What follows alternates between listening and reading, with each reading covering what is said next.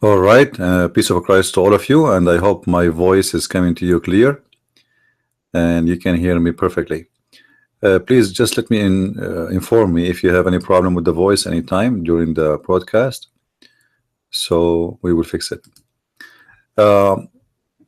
Before we start, if you don't mind, guys, just copy the link of the broadcast and post it all over on Facebook, Twitter, wherever you like. The name of our title today, it might look funny, but I don't know what to do. I mean, this is how it is. Allah have a rooster and he ride the rooster. I mean, what you can do about it?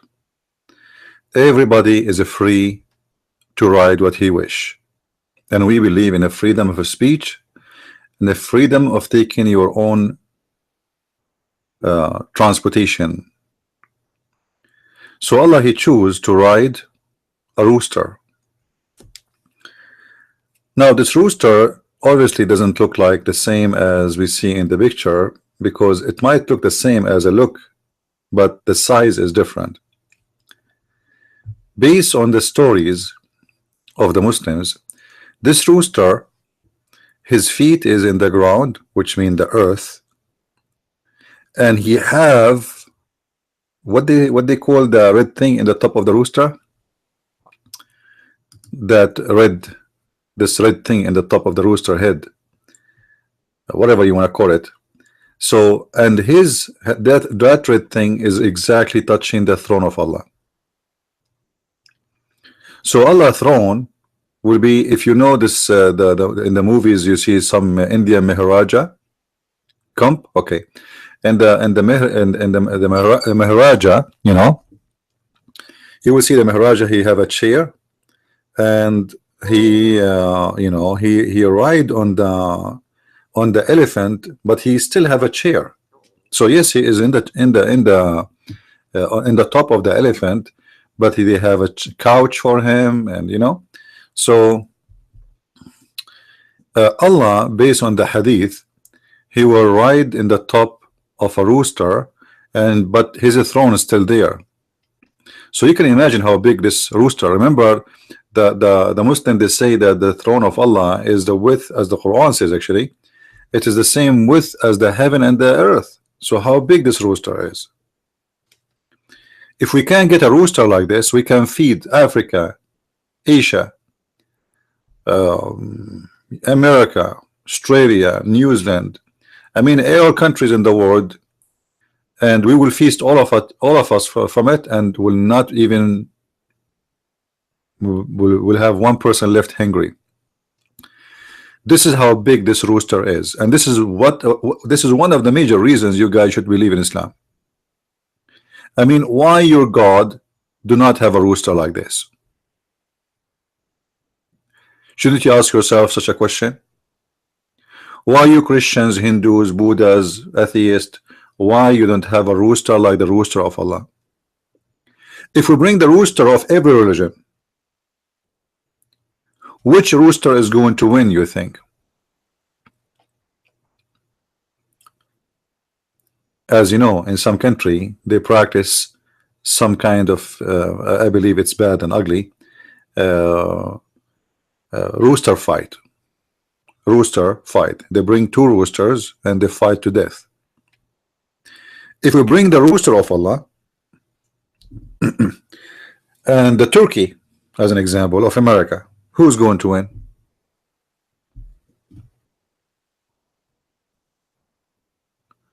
I think the answer is so clear.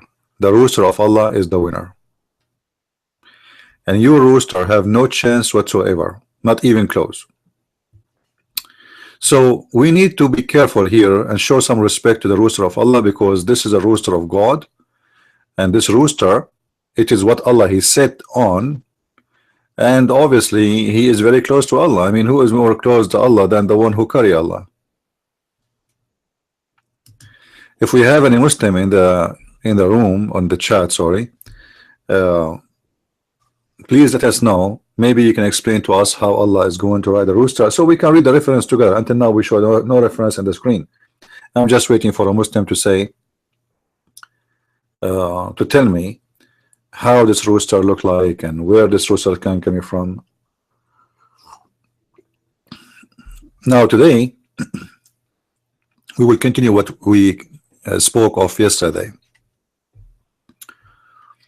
If you remember yesterday, we spoke about how Allah will descend every day, because there's a connection between the rooster and etc. Allah coming back, coming up. So look like the way Allah he move from place to place, he move in the top of the rooster, and that will make Allah really unique. This is the only God exists ever for all mankind who ride in the top of a rooster. Now we have different hadith which is a connection with the stories of Allah movement, but this hadith is weird. If you remember yesterday, we mentioned how Allah descended, and it was very funny because Muhammad he said Allah descended every day in the third part of the night, and we make a drawing and we explain to you. But today we have a hadith which is really weird. And this hadith, I challenge any Muslim to explain it to me. It's a challenge. No, not all of them weird. There's some hadith of the Prophet, they are very wise. As an example, one of the wise hadith about the Prophet, he said, Shaitan, he sleep in your nose and he piss in your ears. I mean, how he knew that? If you look at your ears, you will see you have wax. How do you explain the wax? Obviously, the Shaitan, he was pissing, pissing there. Sorry, guys. Let me drink some water.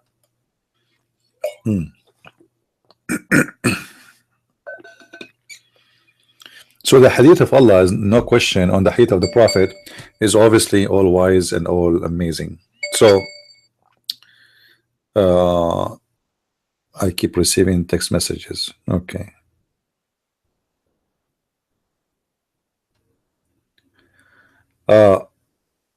So the Prophet, when he says something, it's obviously it's very wise and so amazing, and there's nobody can even doubt about it. But today hadith, what I'm going to share with you, for sure the Muslim will say it's daif. However, this is in a sahih book, in an authentic book, and the Muslims let them play with it as much as they want. Let us see what Muhammad he said in this hadith. Please show respect to the wisdom of the Prophet, peace upon him, because he know, and actually the hadith itself will show you that Muhammad he know better, he know best. Okay, we go back to the Mr. Rooster.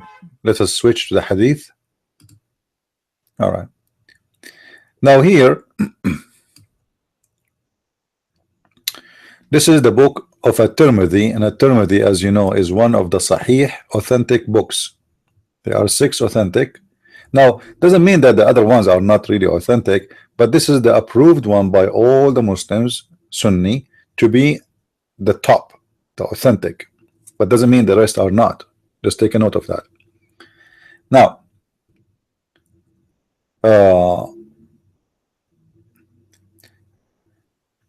if we read all the hadith in front of us, we will see how amazing the science of the Prophet. Abu Huraira said once the Prophet of Allah was sitting on with his companions, a cloud came above them. So the Prophet of Allah said, do you know what this is?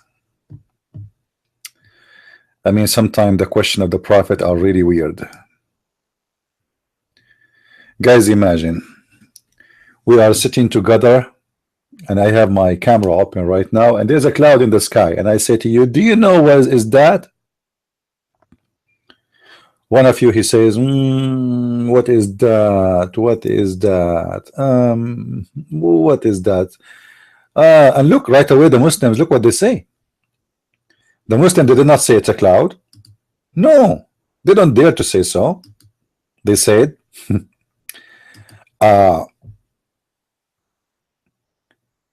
after he said to them, do you know what is this? They said, look what they said, Allah and his messenger know better. They don't dare even to say they know, because they knew he get upset. How dare you to say it's a cloud? I mean, do you know what is that? It's a cloud. But who dare to say it's a cloud? Nobody. And now Muhammad, he is going to teach us about the cloud. After they said to him as usual the answer which he liked to hear, he said, these are the cloud, are drench the earth,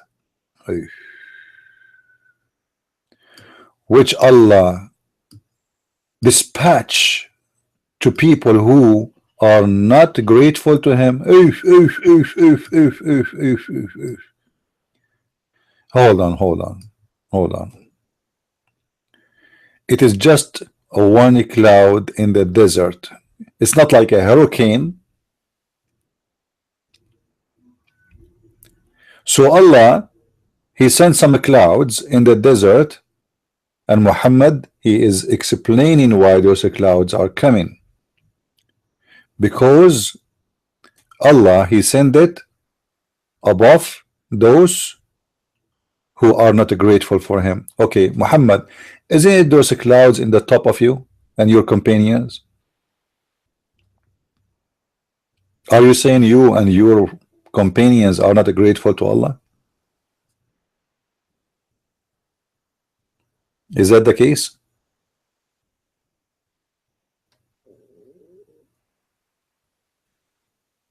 Anyway, let it go. I mean, why you make things difficult on Muhammad and his followers? Muhammad, he knew that this cloud, those clouds are Allah, he sent above those who they are, ungrateful.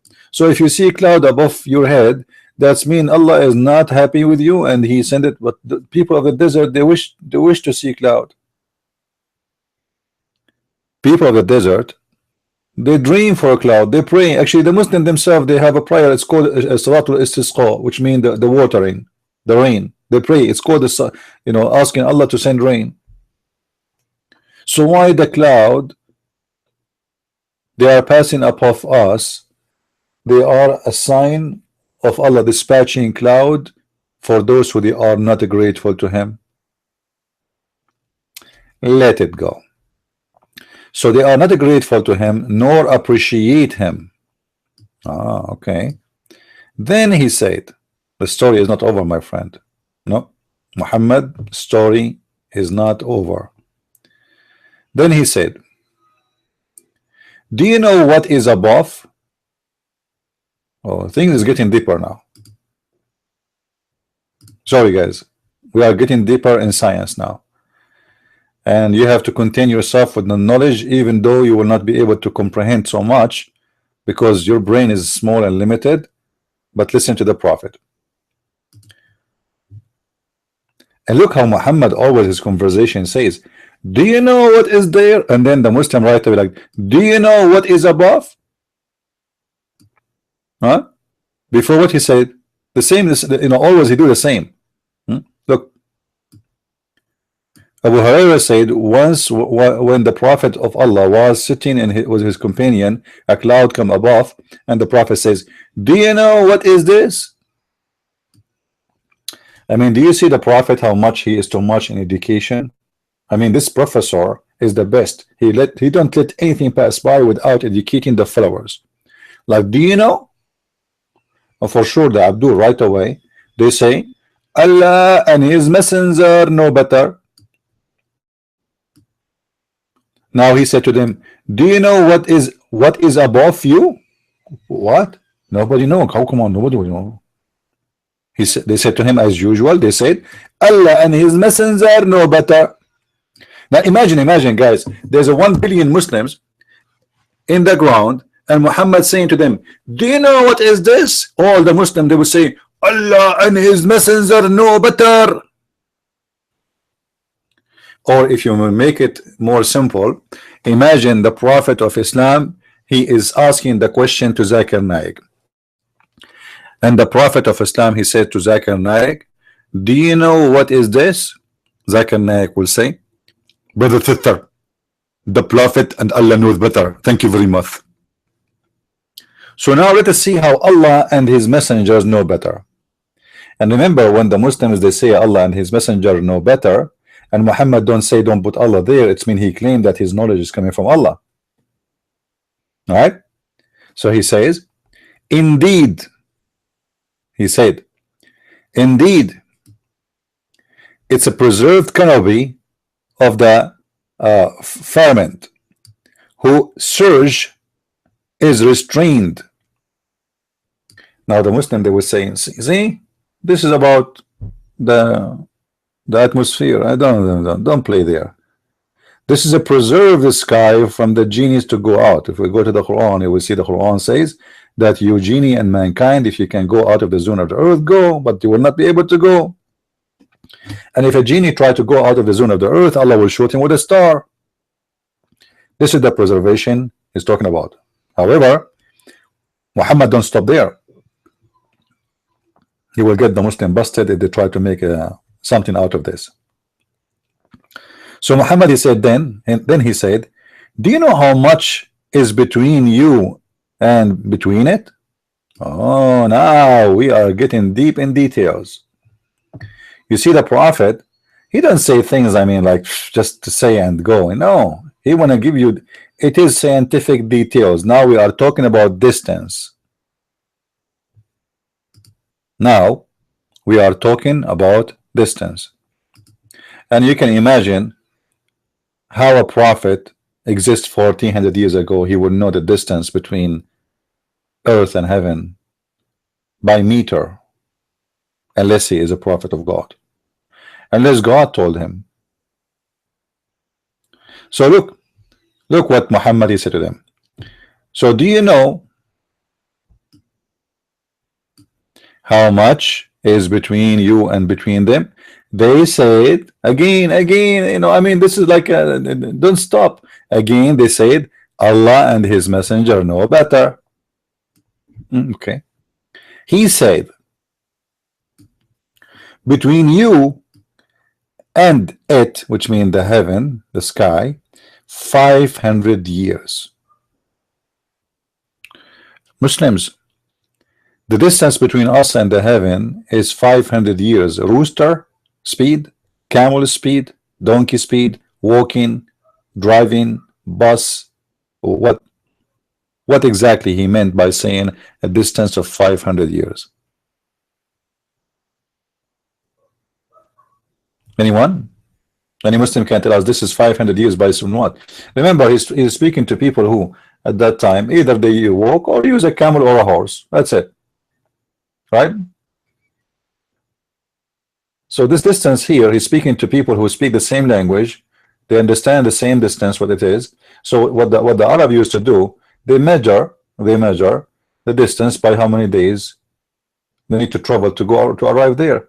So if I ask you how long it's going to take me to go to Europe from Saudi Arabia, you say to me 2 weeks. Because they're animals, when they get tired, they rest. As simple as that. So this distance maximum is the speed of an animal. How many miles an animal can walk in an hour? 20 miles? I don't think he can do that. You know. So the distance here, if we use a calculator, anyone knows what the distance of the how many mile or kilometers the camel he can walk a day? If somebody can search for us on Google to get better accurate numbers. Those are people of the desert and they use camel for traveling. So if we assume that the camel he walked 20 miles an hour, and then we say 20 mile x, how many hours they would travel? I mean, 12 hours, 8 hours. I think it's about maybe 10 hours. Because after that they will get really tired. So if we say this is the number, that means that the camel will move 65 miles. The camel can go. This is if he's running. This is the speed of running, not the speed of you know. They cannot make the camel run for 12 hours, right? The camel run for a short time. This is 65 miles, 65 kilometers. Yeah, but walking, when they travel, they don't run. The camels, they use them to run if they are in war. but in travel they just walk. You know, they don't run.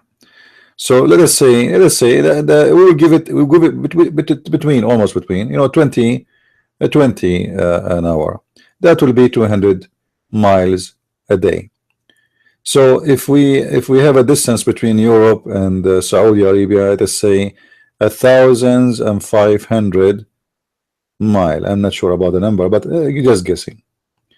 That will be divided to 200, sorry. That will take them 7 days to go and to arrive to Europe. The distance is 500 years travel, obviously by camel. But then he says, continuing, do you know what is above that?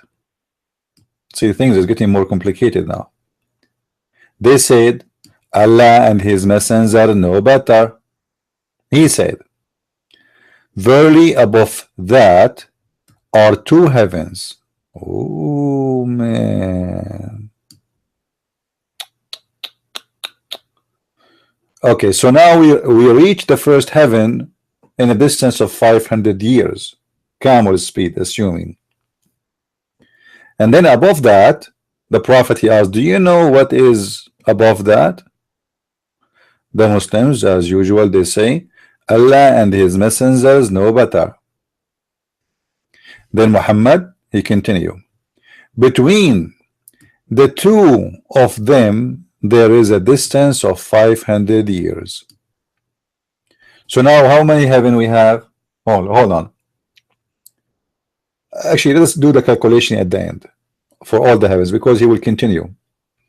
Let us do that. So now we have the distance from here to the first heaven is 500, and then we have 2 heavens in the top of it. The distance between them is 500. But Muhammad, he missed something here. Anyone knows what he missed? Anyone notice what Muhammad he missed? Let us see who of you will notice.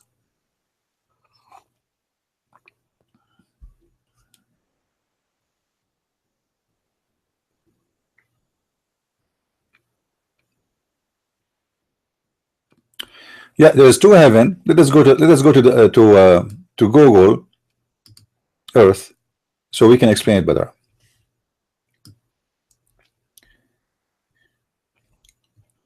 This is the Earth, all right, and now we are going to go and travel 500 years above the Earth to reach into the heaven. All right, no problem, we will go there. So we go up, and then here is the distance of 500 years. The distance of 500 years in this line. Okay, this is 500.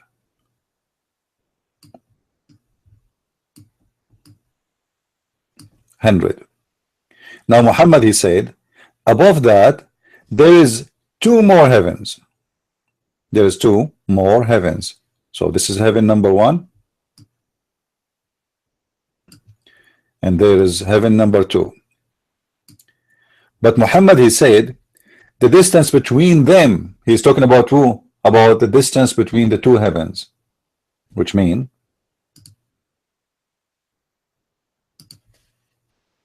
from here to here. The distance between those 2 again is 500.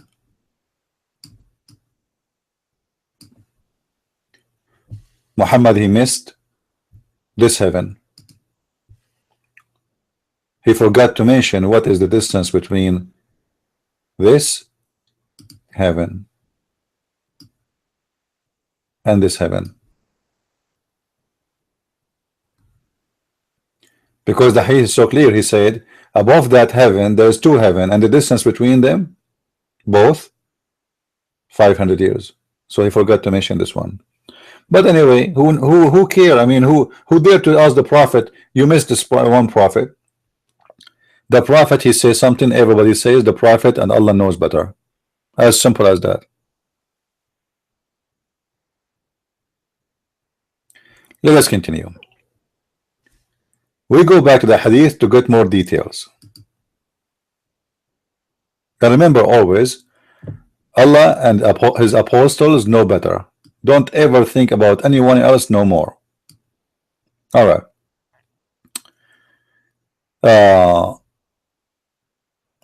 After he said, do you know what is above that? They said no, as usual. Allah and his apostle know better. He said, verily above that are two heavens, between two of them there is a distance of 500 years. And tell you numbers of 7 heavens. So this is continue. This is continue.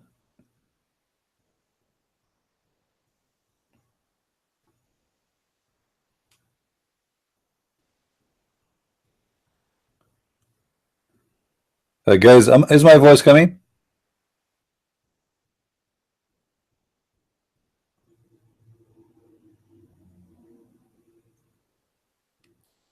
Is my voice coming?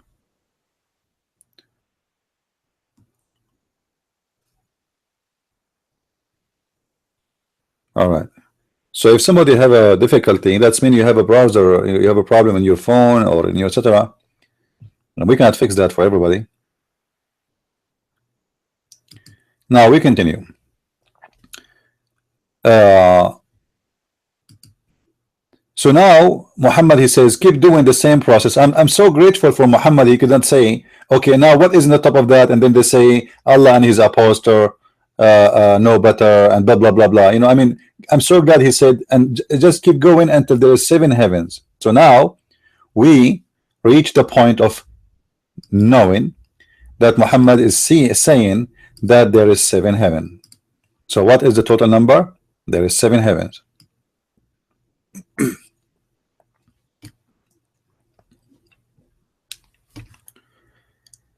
What is between each of the 2 heavens is what is between the heavens and the earth, which mean between each 2 of them is the same distance between the earth and the heaven. What does that mean? If you remember, that was 500 years, as he mentioned in the beginning of the hadith. So the distance between every heaven and the other one, there are 7 heavens, it is 500 years. Then he said, do you know what is above that? Hold on, things here is getting crazy. We have 7 heavens, but now there is something still above. Do you know what is above that? The Muslims, as usual, they said Allah and his messengers know better.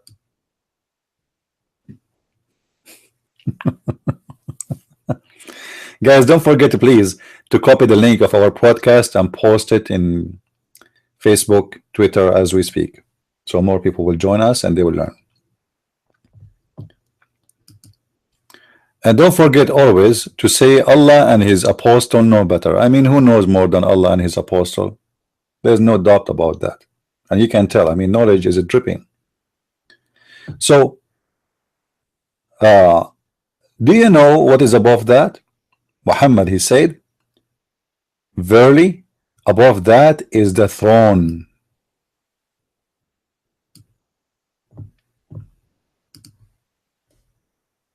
Verily above that is the throne.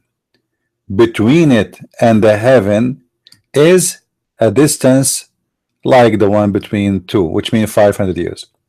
So now we have 7 heavens, and then Allah is in the throne. All right, let us make a drawing for this, just to make it clear for those who they are maybe a little bit confused. If we go back to Google Earth,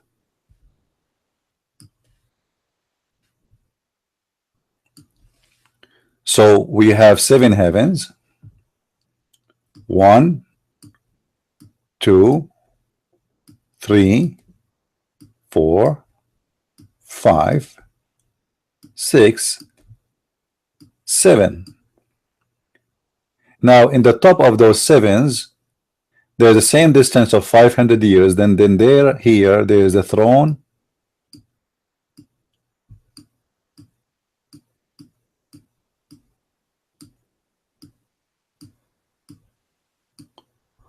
of Allah. I know my drone is horrible, but what I can do. So Allah's throne is here in the top, but he is not really in touch with the 7 heaven. There's a distance between his throne and the 7, 500 years. Okay, Muslims, what is there? That area, where is the throne of Allah?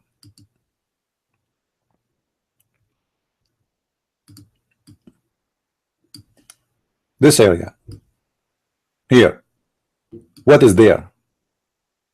As long Muhammad is able to know, I mean, how Muhammad know this? I mean, how Muhammad he knew the throne of Allah, where it's located? He have a map and, you know, describe the distance. I mean, where did he get this from? Even the Quran never says so. So now we have the throne of Allah, and the throne of Allah is what? Is it in the space, etc.? If you remember, yesterday we showed the hadith where it says that above the throne, above Allah there is air, and underneath of Allah there is air. Do you remember? Do you remember? Above Allah there is air, and under Allah there is air. Now let me get the hadith.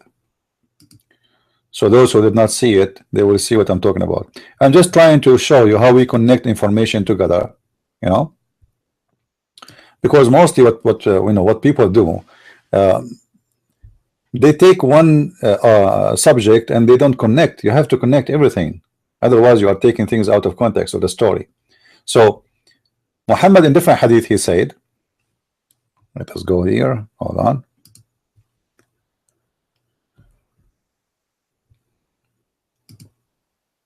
You know, if you learn how you think fast and you connect all the information in your brain, your processor, then the Muslims will run from debating you, because you can connect things fast. In the hadith, Muhammad he said,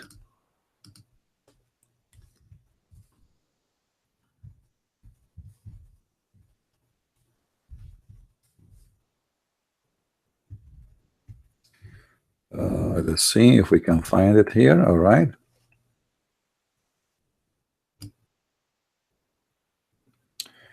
Do you read with me? Do you see what it says? Read with me. I said, Allah, O Messenger, where is our Lord before he created his creation? Notice carefully. I said, Allah Messenger, where is our Lord before he created his creation? So this is before all the creation exists, and this is the same location Allah he is in. Okay. He said he is above the cloud.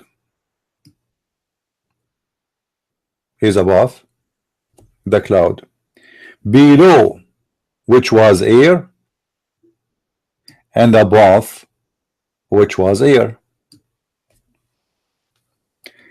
and water. Oh man. And then he created his throne above the water.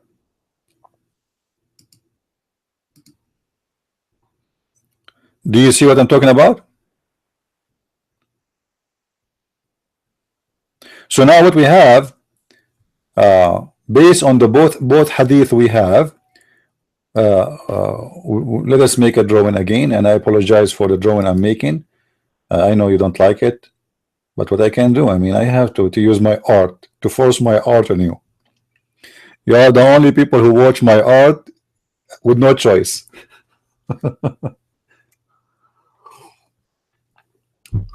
So now we have the earth. Let us make the earth.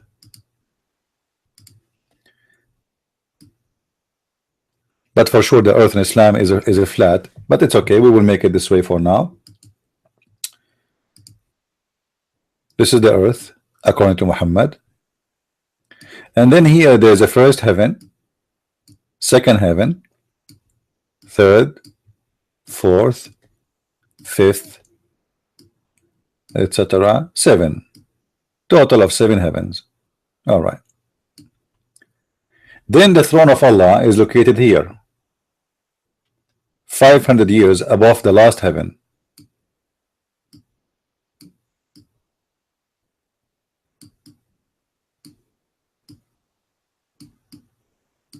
See, my art is getting improved, by the way. I mean, if you notice, I don't know if you notice. Is it? I think I'm getting better. I think Allah is helping me. So Allah's throne is here. However, the throne of Allah, above it, there is something, and underneath of that, there is something else. So under the throne of Allah, there is water.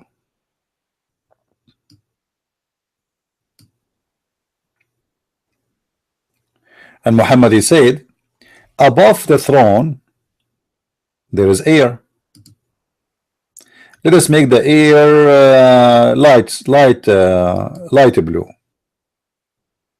So above the throne there is air, and under the throne there is air too. How that can be?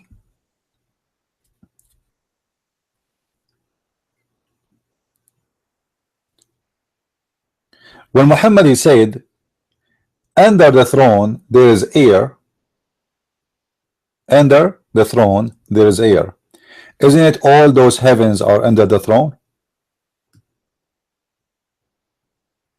All the way to the earth?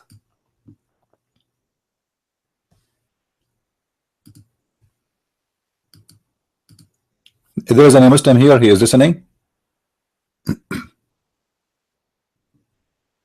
If there is any Muslim, want to explain? When your prophet, he said, under the throne of Allah there is air, this is all is under the throne of Allah. Forget about what is above the throne of Allah for now, because it says in the hadith, as you see, under the throne there is air, above the throne there is air. Okay, under the throne is all this distance, as you see in the front of your eyes, all this distance here. But all of us, we knew that after few miles going out of this in the atmosphere, even inside the atmosphere, the air will get thinner and thinner and thinner until there's no air at all. This is why when we fly in the airplane, you know, they have the airplane is supplying the passengers with the oxygen, because in the high level of flying, the air is so thin, the pressure is different, the oxygen is almost not there, so they have to supply the airplane with oxygen during the trip.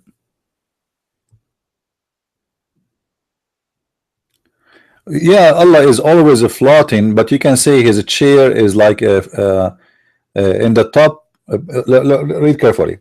He said under the throne is air, and in the top of the throne there is air. Let us read carefully again. Read, please. He said above the cloud, so he admit that there is a cloud. And when he say above the cloud, that's mean whatever he is talking about is between this distance and the cloud. That's it. So Muslim cannot say he is talking about the space, empty space. No, he's talking about that because above the cloud. So he said he is above the cloud. Okay, where? Exactly above the cloud. He continue, below which was air. So under Allah there is air. He is above the cloud, but yet there is air underneath of him. And above which was air. So above Allah there is air, underneath of Allah there is air. And then look what he said, which is very funny and very stupid actually, because maybe some of you do not notice what Muhammad he said. He said, and above which was air and water. Oops.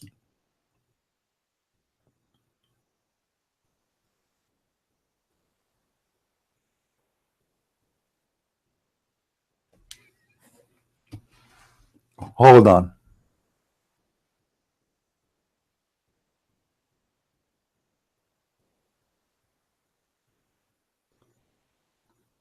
Above there is water, and underneath there is water, because here he continues saying, then he created his throne above the water. But he just said above which was air and water. So either Muhammad saying, when he meant by the above, that the above does not include this part. Let us take it off. The above include only this part from this area. Let us make it with different color. Hold on. From this area to the throne.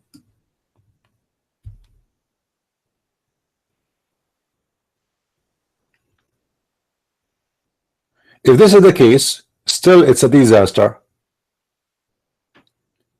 because based on Muhammad's story, between this area and this area here, this distance, which is 500 year x7. Remember, what is the distance between every heaven? It's 500 years, right? Okay. How many there are? 7. So the total is 3,500 years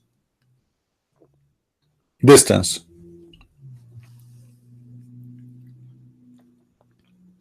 But between them there is air and there is water. The throne of Allah is above the water.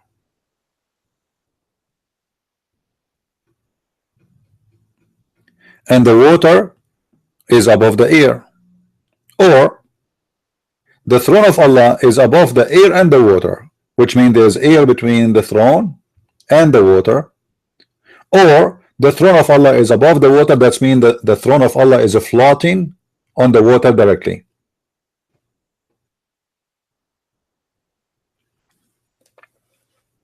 Do we have any Muslim here? He can give us some better understanding. Now, to make this image more clear, because until now it might be confusing, we will go back to the original hadith we were reading from, and we will read something very important. I mean something, guys, if you have guns around you, please hide it. You might shoot yourself from this knowledge of the Prophet.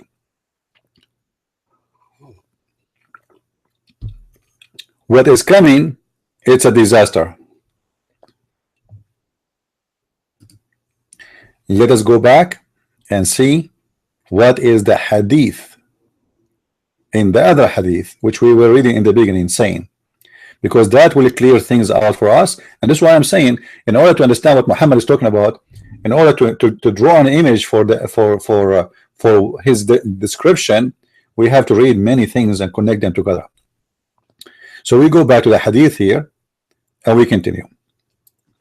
So the distance between them is 500 years, and then he said, you know what, above that, he said, Allah and Messenger know better, he said, verily above that 2 heavens, 7 heavens, etc. Okay. And then he says, after he counted the 7 heavens, do you know what is above that? He said, they said, Allah and his messengers know better, as usual. I mean, this guy, he love it. Imagine, guys, I say to you, hey guys, do you know what is above that? All of you, you say, Allah and ChristianPrince know better. And the ChristianPrince like, wow, man, I am the man. Look, Allah and messenger know better. And by the way, Muslims, don't you say that you Muslims, you don't do commit shirk? Don't the Muslims say we don't commit shirk? I mean, in this page alone, how many times the Muslims commit shirk? Do you know what commit shirk? Who do not know what shirk mean? Anyone knows? Do not know what shirk mean? Who don't know what shirk? When we say shirk, we mean that Muslims, they mean that you are associating a man or false god, false deity with God. But look, Muslims, they associate the knowledge of Allah with the knowledge of Muhammad, because they are saying what? Allah and his messengers know better. So they are saying to us that Allah knows and Muhammad knows. Knows what? Better.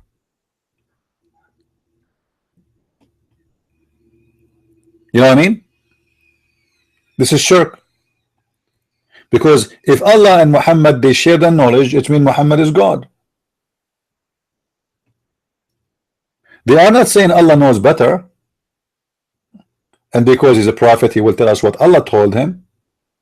No, they are saying Allah and his messenger know better. And look how many times they kept repeating that. However, let us continue.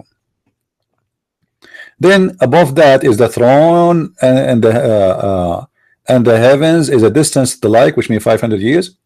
And what is between the two heavens? They said a green.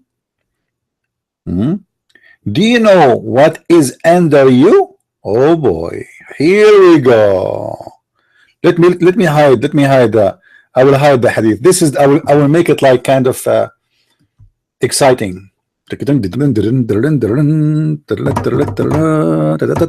Now we will take a break, commercial break for shampoo. This is what they do in the movies, right? When there's something like something will happen right away, something would happen, suddenly commercial break. Because people are looking like at the screen, what will happen now? Especially in Mexican movies or Indian movies, you know, in Mexican, Indian, Arab, like my people, Filipinos, Asian, they love to watch drama movies, and you will see everybody in the house is crying. You know, you enter the room, what's wrong? What's happening? Somebody die? No, we're watching the program, the series in the TV. Okay, come on, what happened? He's going to die. Like, what the heck? Yeah, they love it. All right. Now it is time to play commercial. So we will come back after 10 minutes. Anyway, so we continue. Now Muhammad is going really deeper.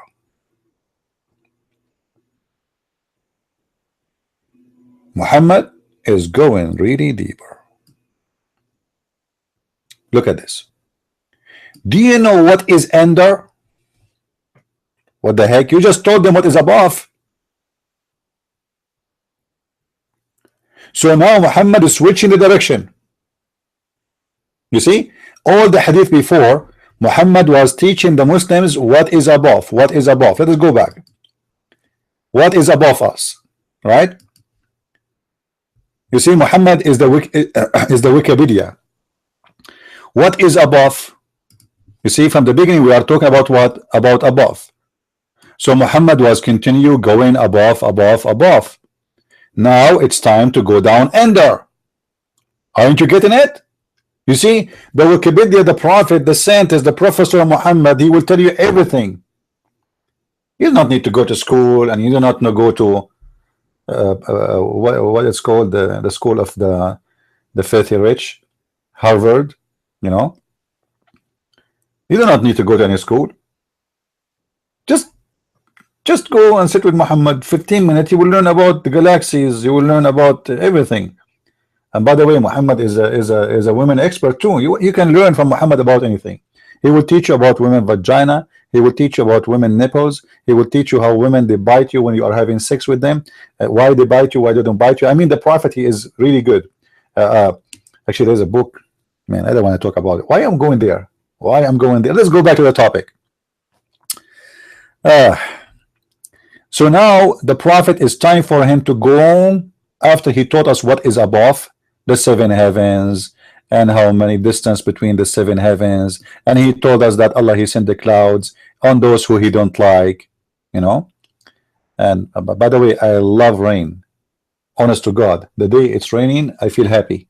I love rain. I love to walk in the rain. You believe it? So anyway,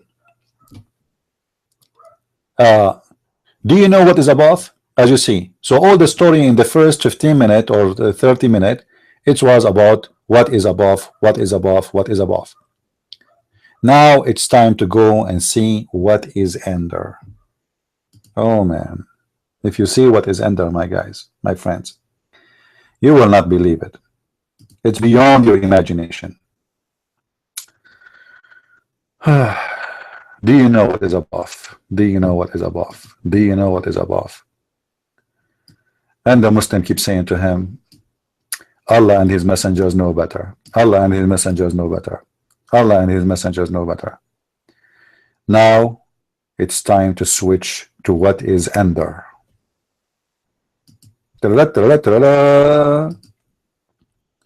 Now, do you know what is under? Now we getting deep in the ground. They said what they said. Guess what they said. Guess. After Muhammad he asked a question, what the Muslim will say? Guess. There's no way to know. I mean, it's hard. Allah and his messenger know better. That's it. You have to say that. You have, otherwise somebody will chop your head. Then he said, indeed the earth. Unbelievable. Unbelievable. How you know? That's astonishing. Indeed the earth. Are you sure?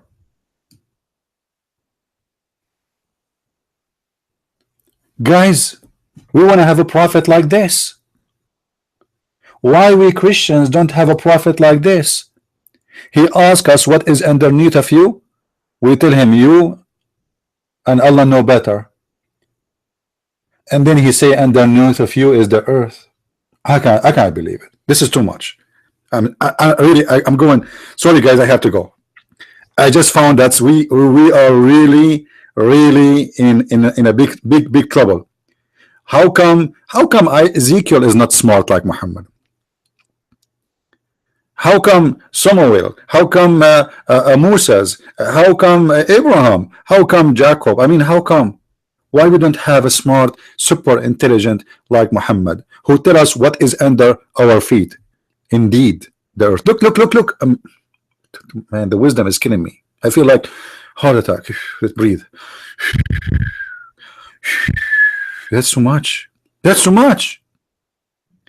I don't know how the Muslims were able to handle this massive, huge information. Those Muslims, they never know anything. Now he just told them, indeed, it is the earth.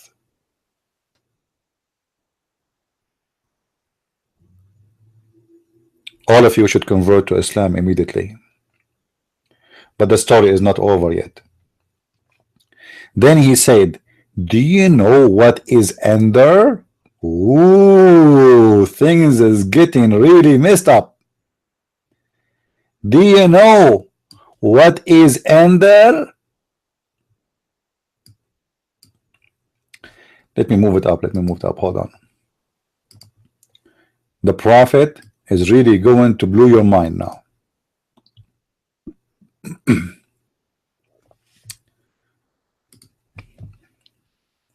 I don't know what to say. Do you know what is under? You, they said. Allah and messenger know better. He said, indeed it is the earth. Then he said, do you know what is under that? Nobody knows. Are you kidding me, Muhammad? They told you 100 times, million times. Allah and the messengers know better. Are you kidding me? They said Allah and his messengers know better. That's mean nobody knows except you and Allah. Come on. Come on. You do not need to ask this question. You are the one who knows.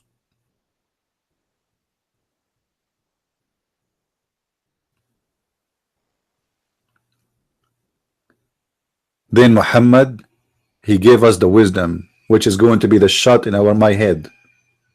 Let me wear my helmet and my suicide belt.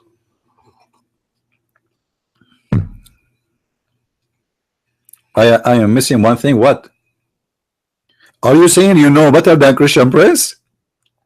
Guys, be my witness. Think it twice is not saying that Allah and Christian Prince know better.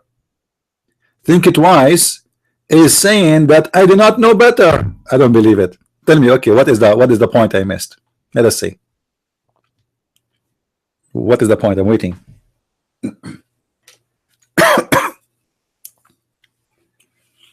I'm waiting. Think twice. What is the point I missed? Give us the point. Maybe I miss it. Maybe, you know, maybe you found something else I did not. What is the point? You see, think it twice is making us excited now. He told us you missed something, but he will not tell us what I missed. Actions. He will play commercial right now.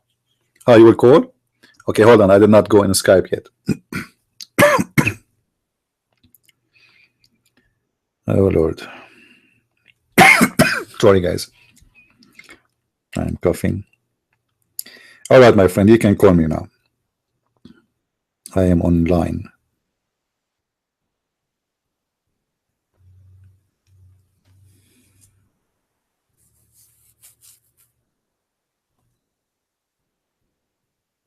Come on, people, they cannot wait. The suspense.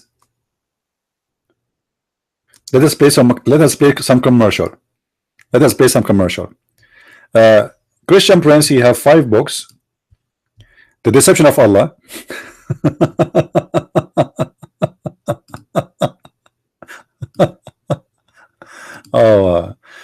Abdul Muhammad. Who is the liar? Who is the liar? Yes, I couldn't want to write it because it's long. All right. That you're missing is that he keeps asking them, do you know? So if our messenger knows, he wouldn't ask them if they know. No, I don't agree with you. No. I think that's the point missing, because why is he asking them? I mean, Jesus. No. You believe this, but I say to you, or you've heard, but I say to you. My friend, we have to be truthful here. Muhammad is making them excited for knowledge. He's making excited, like, do you know?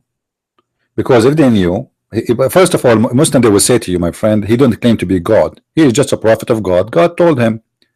So he's asking them, do you know? So you cannot say that, you know. Same time, sometimes. No. I don't agree with you. No. Same time in the Bible, God, he asked Adam, where you been? Does that mean God do not know where Adam, you know, why you are hiding? So here the question is about to establish a conversation, not about he know or he don't. So I don't agree with you with that one. You know, we have to be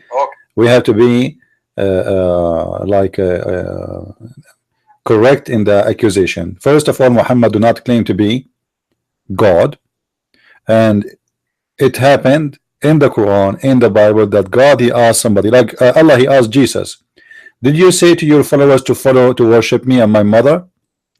If you ask a Muslim why Allah is asking Jesus such a question, he will say to you, he's asking him to get the answer, you know, the correct answer from him, what he believe, not because he don't know. So we will learn. So I understand, but here, what's happening here is he's asking, do you know? No. Every single step. Yeah, but this is for. I understand your point. Yeah, I understand your point. This is for action. This is for action, my friend. So this is for action. You don't understand the logic of action. You did not study theater, did you? You did not. So you don't know. You don't know the logic of actions. Don't you see a movie? They start sometime from the end. Sometimes they go start from the middle. Sometimes they start, like, say, in 7 days before. You know. So Muhammad, he is using a suspense, exciting method to make his followers excited. If you remember the hadith where Muhammad, he said, who of you wanna go to heaven? Ready, sincere to go to heaven? They said, us. He said, who is of you sincere now to go to heaven? They said, yes, prophet, yes, us. He said, now who is sincere to go to heaven? He's screaming more and more. And they say, yes. And then he said, who is sincere to go to heaven? And so things going crazy. And they said, like us, like we are ready, we are here. Yes. And then he said to them, say inshallah. Okay, CD. Okay. All right, we'll go back to the topic. Thank you for calling. So say inshallah, you know, after all this excitement, you think the train is coming, the bus is coming to take them to heaven. Like, who is sincere to go to heaven? Yes, us. Who is sincere to go? Yes, us. Who is sincere to go to heaven? And the Muslims going so crazy. Us, we prophet, me, prophet, me, please take me, prophet, take me. And then after all of this, he said to them, say inshallah. God is winning. That's it.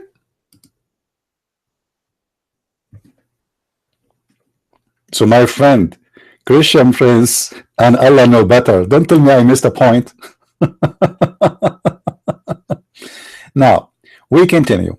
I was saying to myself, how this happened to me? I miss a point? Unbelievable. Look like I'm not a prophet no more. Look, I am qualified to be a prophet like Muhammad, as an example, but not necessarily like him exactly.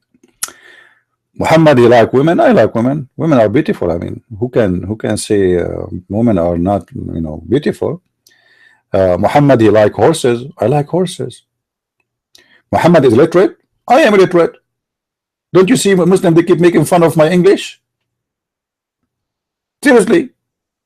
So I'm qualified. Muhammad, he like honey, I love honey. Right? The only thing between me and Muhammad wouldn't agree with that he liked children to have sex with, and I believe this is disgusting. Otherwise, I'm really qualified to be a prophet. And I am an Arab. And what is missing? Nothing is missing. Now we continue. We go back to the suspense. The suspense.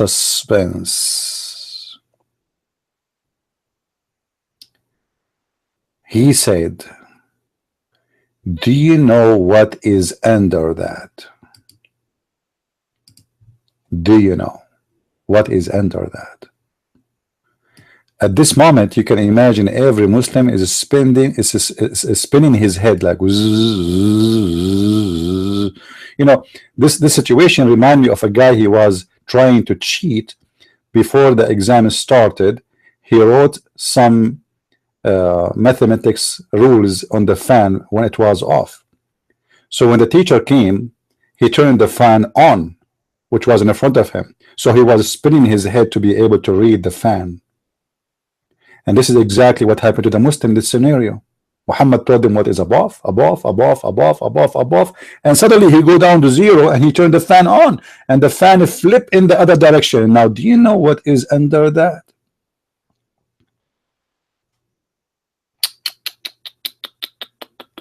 That's horrible. That's so difficult. I don't know what to say. We continue. Do you know what is under that? They said, Allah and his messenger know better. I mean, he said, verily, below it is another earth. What?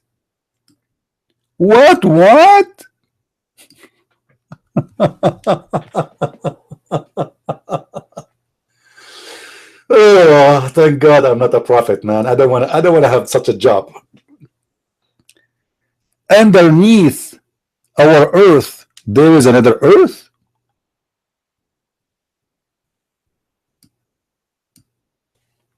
He said, verily below that another earth, between the two of which is a distance of 500 years. Again?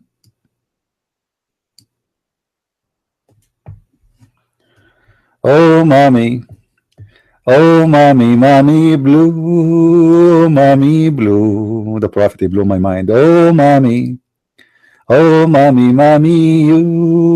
scumbag, you. Oh mommy, Muhammadu, you crazy, you. Oh, mommy, mommy, mommy, oh, mommy, mommy, blue. We have a blue sky. I mean, who can imagine the wisdom of the prophet?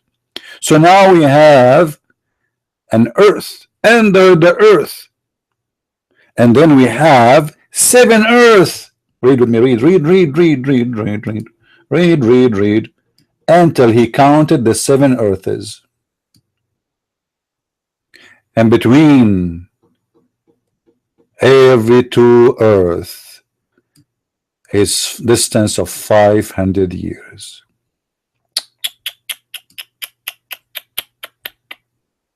That's too much. That's too much. That's really messed up. Oh, mommy, mommy blue. By the way, this hadith, the Muslim, they will say to you it's da'if. However, this is not da'if, for this is in the book of At-Tirmidhi. This is an authentic hadith in the authentic book of At-Tirmidhi. They will write for you down there, it says da'if. However, even da'if is accepted, by the way. Now look, the story is not over. I mean, the story is not over, my friend. Do you think the story is over here? No, the suspense just started.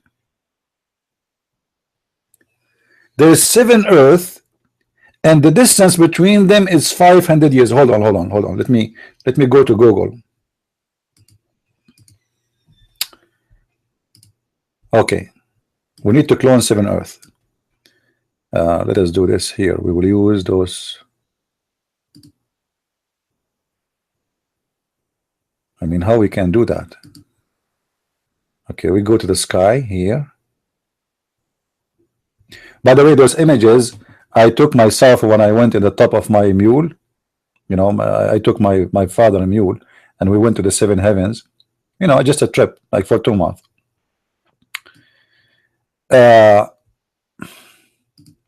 You know, in the Greek mythology, there is 7 planets. Anyone knows who they are?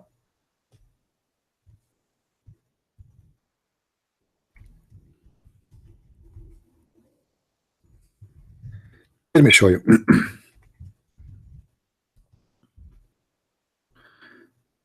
Maybe we can find. Excuse me. Forgive me, guys, for the coughing. All right, I found it.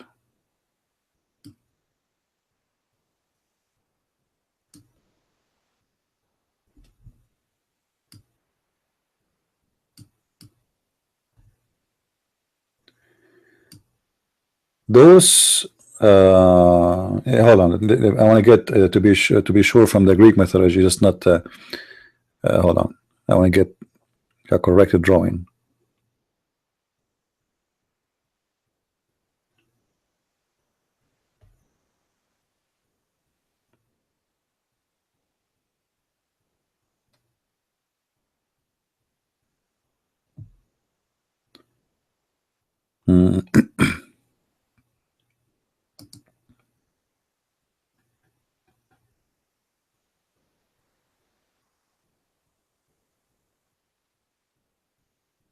I'm just trying to find an image I can use, you know, legally, so they don't say we are using the image of somebody. And this is the problem we have always.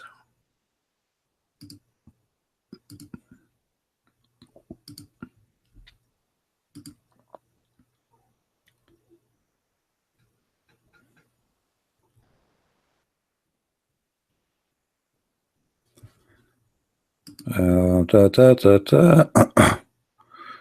right.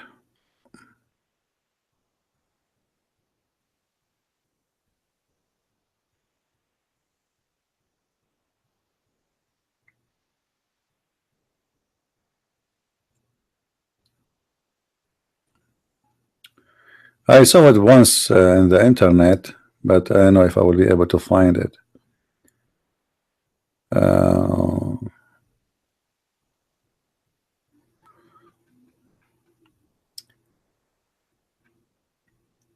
Anyway, in the Greek mythology, there are 7 planets which the Greek they assigned them to gods, and they made them you know, in certain time of the history of the Greek people, they worship them and they consider them they study them, and they have a very actually a very decent study about their movement, the appearance. They have a great details, and actually in the old days they used to be able to calculate when the sun rise, the sunset, when the moon will appear. So they have a really a very because you know they spent hundreds of years worshiping those planets. But why I cannot see them? I don't know. Maybe I'm using the wrong search in the search engine.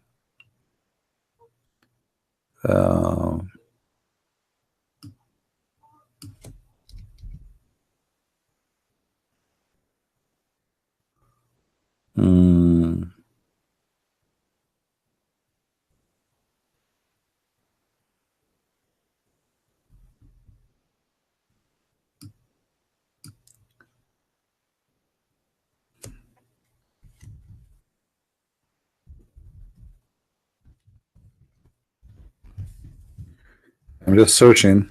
Otherwise, we would, you know, we will go without showing you. Maybe you guys you can, because the problem is, you see, when I use an image is not my is not allowed to use because they have copyright over it. We will have a problem later. So otherwise, you know, it's easy to find them really.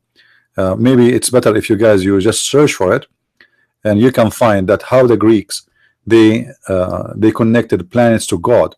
If you remember the story where in the Quran speak about Harut and Marut, and Harut supposedly and Marut, they were seduced by a woman, and this woman who is very beautiful and very you know, attractive, they wanted to sleep with her, and those Harut and Marut, they are angels.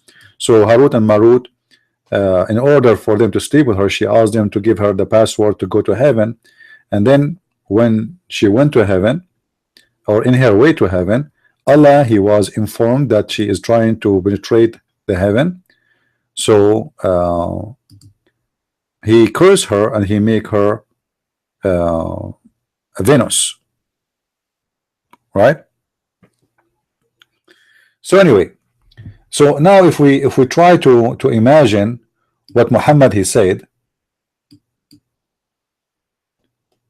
we have to copy 7 earth, and the earth in this time is not above, it is under, and that's what make it more funny. So if we go here, this is our earth,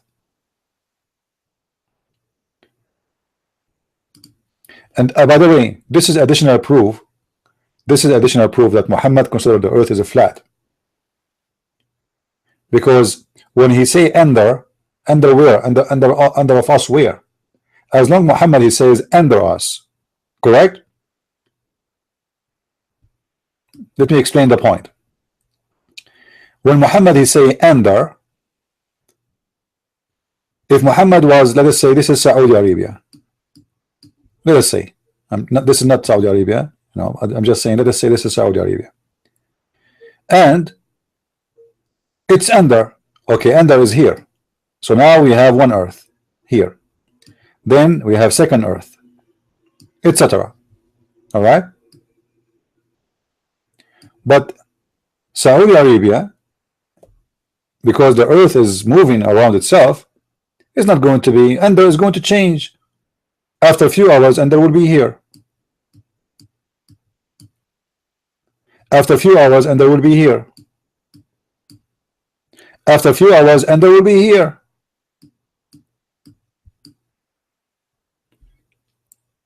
You know, guys, what I mean? The only way for under to be one direction and correct to say under is to say the earth is flat and it is in one position, correct? Otherwise under doesn't make sense, because what under we are talking about? What time Muhammad he say the word, his hadith? We don't know, night, day, it doesn't matter. He said under what? Under our feet. Under our feet is not something fixable. The earth is moving, is going around itself. So what is under now is going to be above later, 12 hours later. You see, let us say when Muhammad he said under, it was, let us say, the 12 noon time. Let us show you the earth sun effect. Hold on.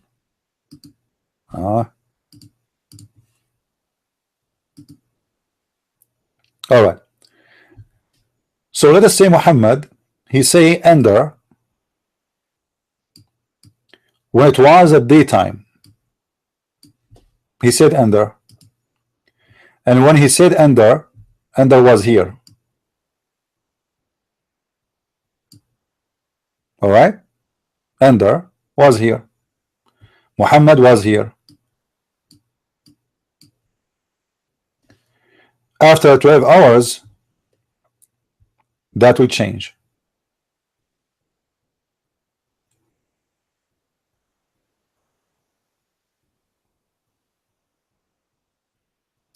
Above will become under, and under will become above.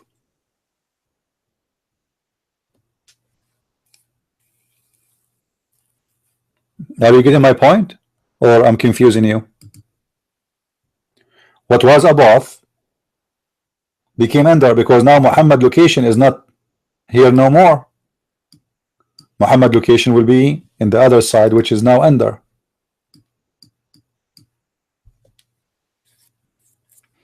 Are we getting the point? If I am in Saudi Arabia, let us go to Saudi Arabia exactly. Let us go specifically to Mecca. Hold on. I feel like I want to visit Mecca. I miss it. I miss doing Hajj there. I feel like I want to cry. Okay, we will go right now to Mecca. Terrorist attack. This is Mecca. It's night time now. If we take off the effect of the night, that will make it daytime. Okay, so Muhammad he said that in Mecca.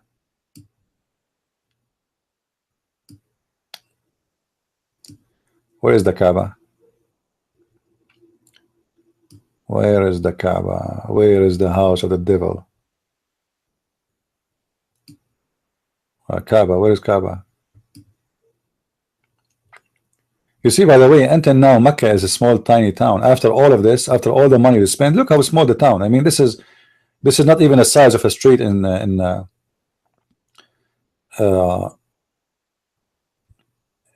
Kong. I think we found the Kaaba. The Kaaba is here. Yeah, here we go. Look how much buildings they are building around it, you know. Look. Okay, this is the pagan house.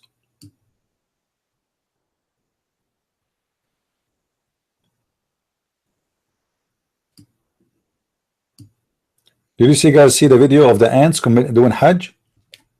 Did you see the ants converting to Islam? They are doing Hajj. It's exactly the same. They go around. Now, notice here, when the Muslims they do Hajj, how many times they go around the Kaaba? Anyone can tell me?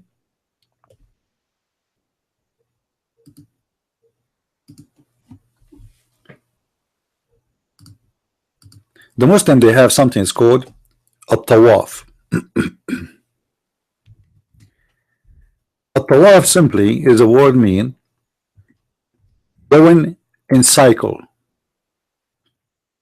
Going in cycles.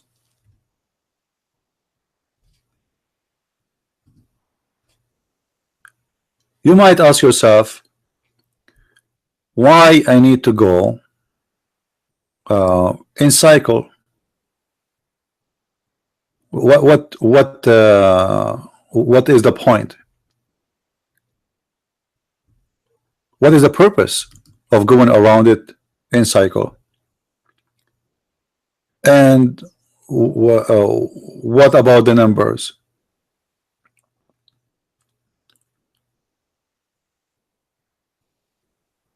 Why the Muslims they say we have to do 7? Some they say 7 by 7, some they say only 7. Everyone depend in his sect, you know. Some they say even 4. However, the most agreed upon that it is have to be 7 times.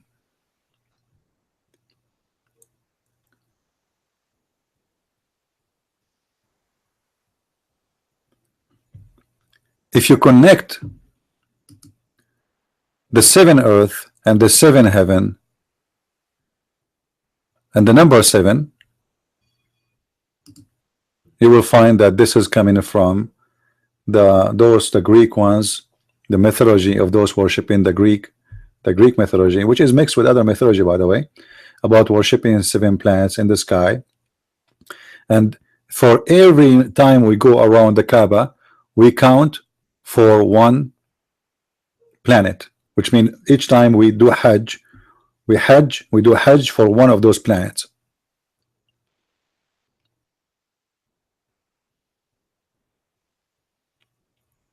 So the majority of the Muslims believe that it's 7 times we have to go around the Kaaba, and 7 times always presented in the Quran that there is 7 earth, there is 7 skies. And I believe strongly that Muhammad, he stole from the Old Testament number 7 too, because number 7 in the Bible have a metaphorical meaning of perfection, same as number 3, same as number 12. You will see the year for Allah is a 12 month. The fasting Muhammad he asked for and he was practicing in the beginning, it was 3 days.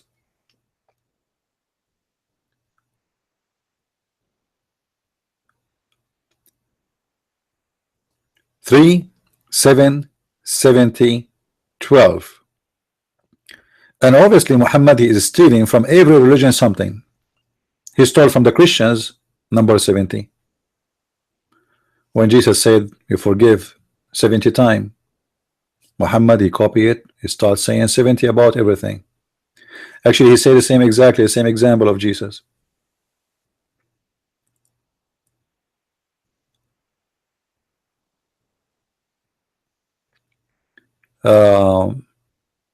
I can show you many examples from the Bible, but we don't want to go out of the topic. Let us focus in what Muhammad he said. So now Muhammad, let us say he was sitting here in the Kaaba, and I will make an X over the Kaaba. Let us put a mark here, place mark, tools, ruler, add the folder, place mark. We move it here. This is the Kaaba. All right.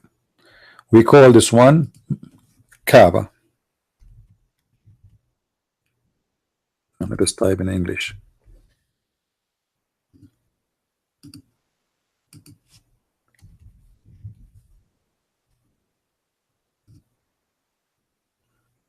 Oh. This is Kaaba. Okay, why the name is not showing in the top? Let us see if we let us do it again. Add place mark. I think I need to put it here, Kaaba, in the top. Kaaba. All right. So this is the Kaaba. I will zoom out. Muhammad, when he was talking, he was here in the Kaaba. I am assuming it was a daytime.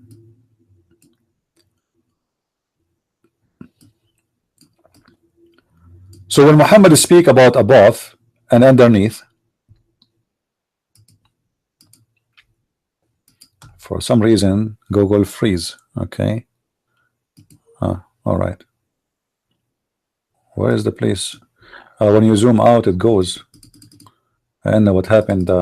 Google froze. I can't move it.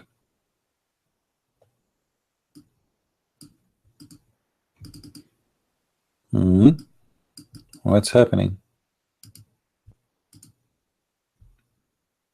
I'm not sure what's happening.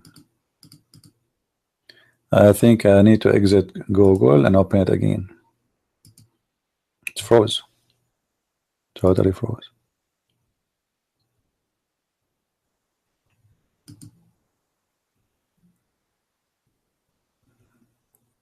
All right. Let us go to the Kaaba.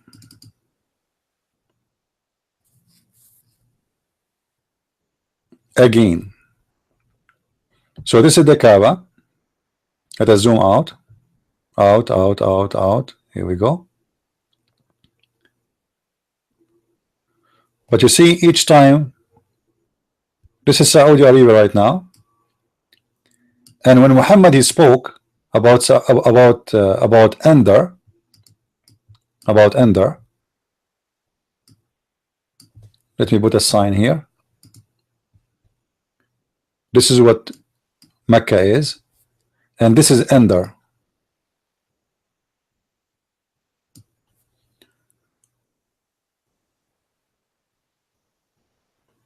But this Ender, after 12 hours, is going to be above, for the earth is going around itself. As simple as that.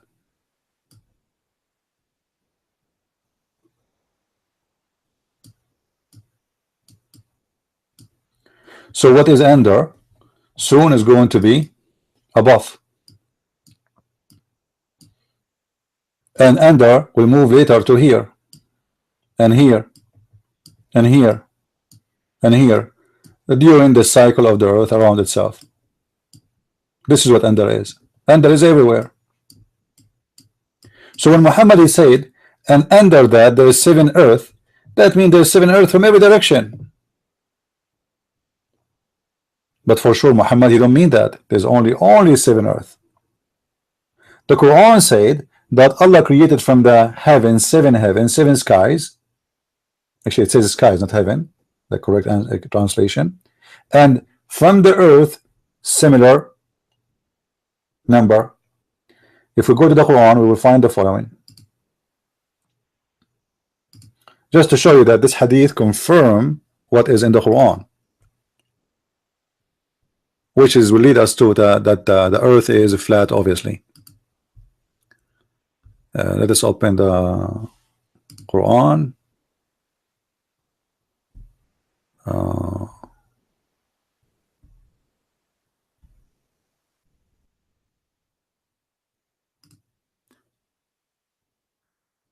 We'll open the link. Oh.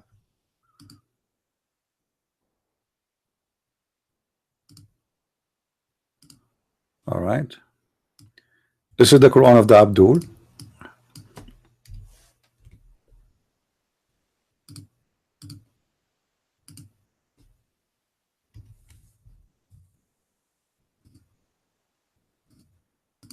Oh. Okay.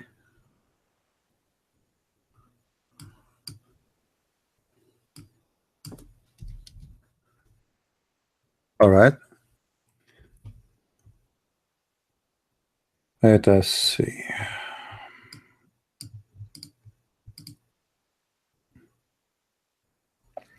There's many verses, like as an example, just to show you, as long as we are talking about examples of Muhammad copying from Jesus.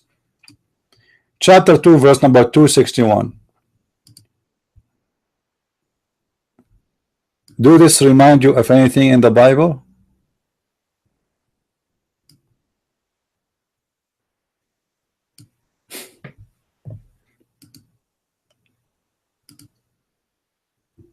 Do you see something remind you of the Bible?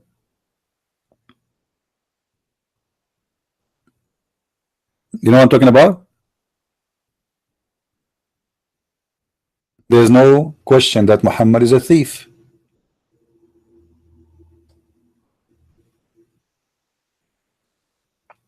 So he took numbers, we have them in the Bible. Actually, sometimes even they copy the same story and he claimed that it is coming from his God.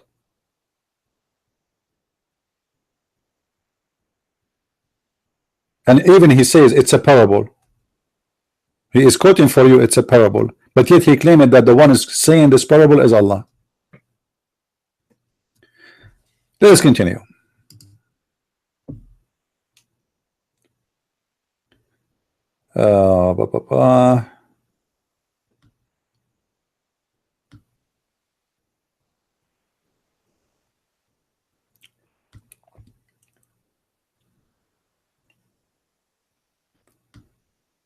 All right.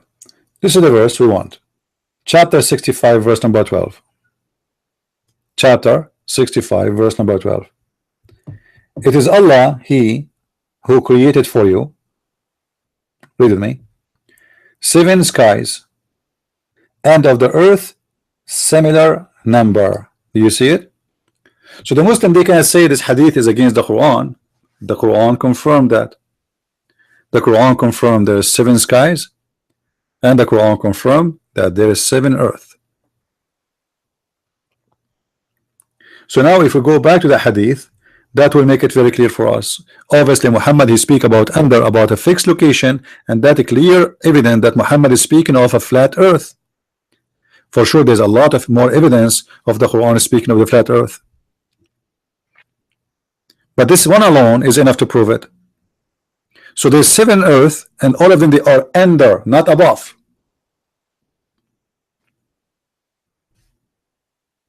There is 7 earth, and all of them they are under. So let us read together.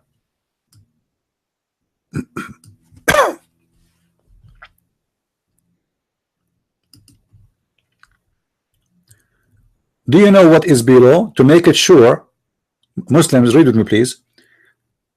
Below it, do you know what is under? Under what? He was asking them what is underneath of us. Read me. They said Allah Messenger, and he know, but about what? He said, do you know what is under? Under what? Under them. He said, indeed it is the earth. So for sure what is under here is about a location of the earth, the earth under the earth. So we are not talking about under the sky or under the cloud or under etc. or no. What is under our feet is the earth. What is under the earth? He continues saying, there is 7. There's another earth, and the distance between each one of those earths is 7. Is 500 years, and then he counted, 7 earth, the same as 7 heavens. Between the distance of each one of them and the other, it's mean that there is 500 years. So if we make a drawing for this, we will get the following. Let us go back to Google. We will make the earth smaller. I don't know if this thing can work to show you on the screen. Yeah, I think that will work. All right, look with me guys. Here I'm going to make 7 earth, and for sure this time I'm not going to make them as the same shape of the earth, because obviously Muhammad is speaking about the flat one, right? It's a flat one. It's not really it's not the same as the earth today as we see it. So here there's 7 heavens, 1 2 3 4 5 6 7. Here there is 7 earth, 1 2 3 4 5 6 7. The distance between each one of them and the other, regardless if it's about the heaven or the earth, is 500 years. So the distance here between every heaven and the other one is 500 year. 500 year. Okay.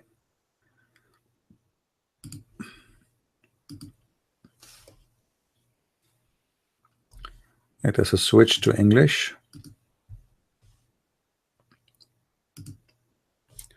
500. And that is the distance exactly between each one of them. And this is the same goes for the heaven which is above the skies. 500 years between each one and the other. So now we understand how Muhammad he described the earth. All what you need is just to take this earth off. I will take it off. And I will make a new drawing. This is the earth as Muhammad he claimed. I will make it brown.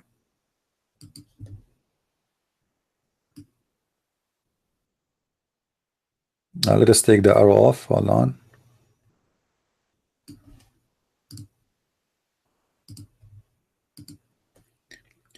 This is the earth. And then above there is 7 steps. 1, 2, 3, 4, 5, 6, 7. But remember the distance is equal. And if here we are not making it equal. The distance between each one of them is the and the other is 500 years. All right. Let us type 500 years. 500 years. Actually, I should not make them brown color. The one here. Maybe we should change it and make it blue. Because we are talking about heaven, right? We are talking about heaven.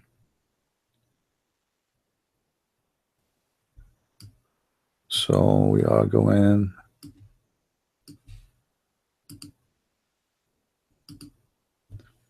All right, so now we do this. This is the first heaven. This is the second one. This is the third. This is the fourth, fifth, 7. All right, 7 heavens. The distance between each one of them is 500. Now we go to the 7th earth. We will make the earth in light brown, or we make it a green. So now we have 1 earth, 2 earth, 3, 4, 5, 6, 7. The distance between them the same as the distance between the earth and the heaven. It is 500 years between each one of them and the other. So all what we have is a flat plate. In the top of that flat plate there's 7 heavens. Underneath of that flat plate there's 7 earths. But the story is not over yet. Muhammad he claimed that if you draw a rope, you know, the one you tie somebody with, if you draw a rope from the earth down beneath, let's do it different way. Hold on. Change the color.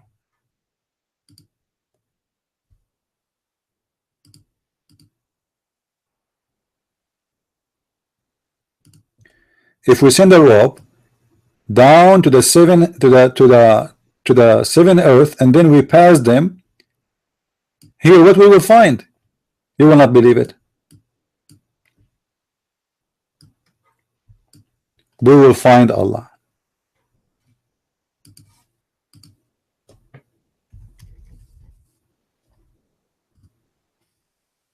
How did this happen? Remember, we just drew before that if you go up 7 heaven, Muhammad he said, Allah's throne is here. You remember? Allah is here.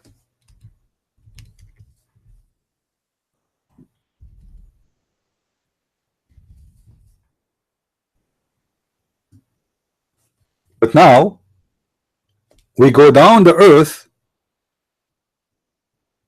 There's 7 earth.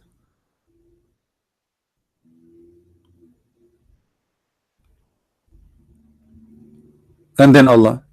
And here there's additional mistake. I don't know, guys, if you notice. Let me go to the hadith.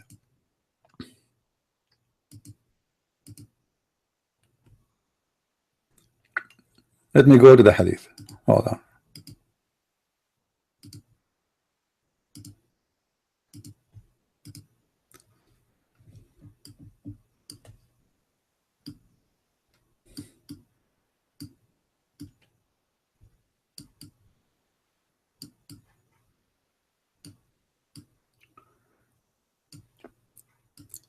There's a mistake Muhammad he made, because he said underneath of us there's what?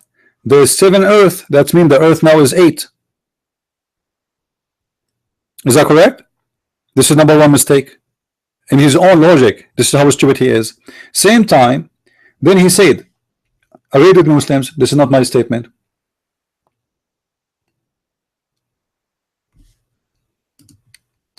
By one who is hand, let me switch to a line. By the one whose hand, whose hand is the soul of Muhammad, which he's swearing by Allah, saying, I swear by Allah, the one who is my soul in his hand. The translation is kind of funny. If you were to send a man down with a rope to the lowest earth, then you would descend upon Allah. Like what?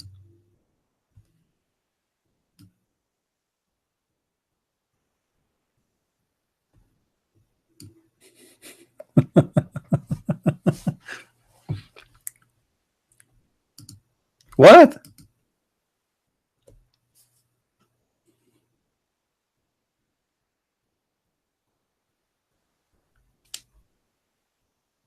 I thought Allah is above. Allah is above the 7 heaven, and above, underneath of Allah there's water.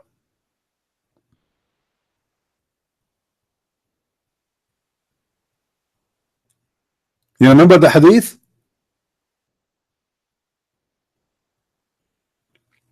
So if I go now and take a rope and go down, if I take a rope and go down, I will descend upon Allah. Allah, my Allah, let me put my foot in your shoulder. Where are you coming from? Where are you coming from? Christian Prince, where are you coming from? I did what the Prophet said, to descend with the rope, and I am landing on you.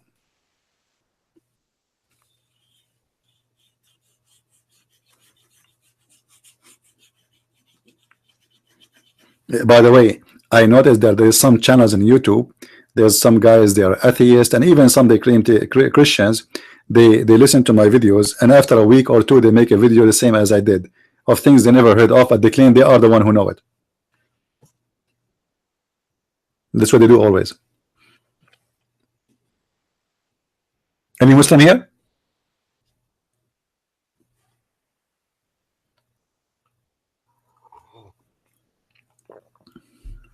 Any Muslim?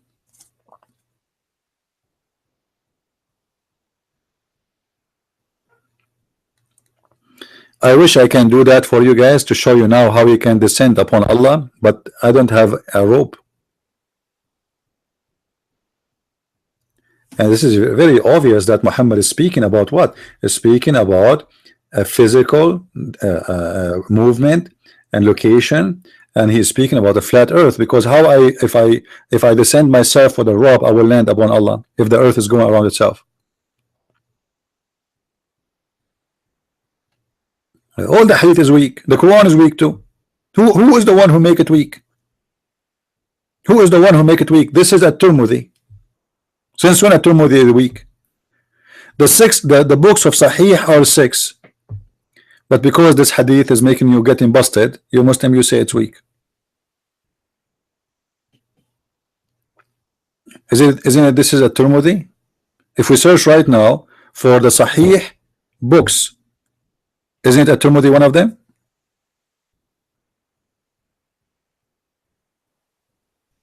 Any hadith will make Muhammad look stupid today. They say it's weak.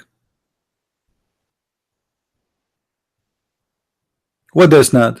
Do you know even the isnad? Look how stupid the Muslims, guys. They say the isnad. What isnad? Do you know what isnad mean? Isnad is those who witness for the hadith. You were there. People, they can add names. They can take names. What isnad? The one who wrote the hadith, he exists 300 years after Muhammad. So how he can be sure who is the one who reported the hadith? He was there. And you know why this hadith was accurate, as long you are a scholar in Isnad, huh? Why it was accurate for the scholar, but for you it's not. How come at-Tirmidhi he put it in his book as a book of Sahih? You know what I mean, guys? How the scholar, he did not find that this is weak, but Hani,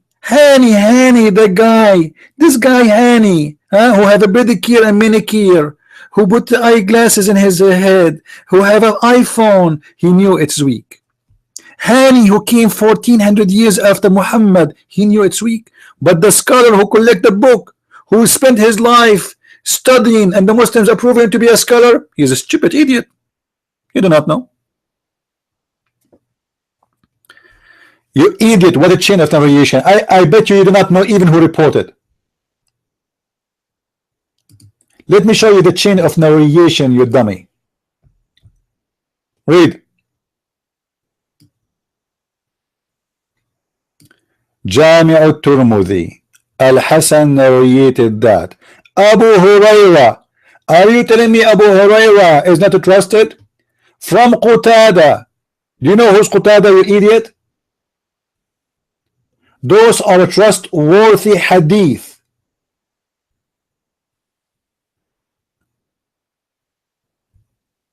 We are talking about Qatada. Look. حدثنا عبد بن حميد وغير واحد and many others. والمعنى واحد, and all of them they did for one meaning. They said, reported by Yunus ibn Muhammad from Shayban from Abd ibn Abd al-Rahman عن قتادة حدثنا الحسن عن أبي هريرة. Abu Huraira is one of the most trustworthy reporter of the hadith. عن قتادة.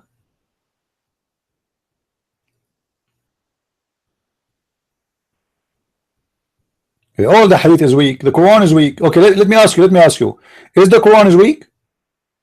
Is the Quran is weak? Yes or no? Is the Quran is weak? Yes or no?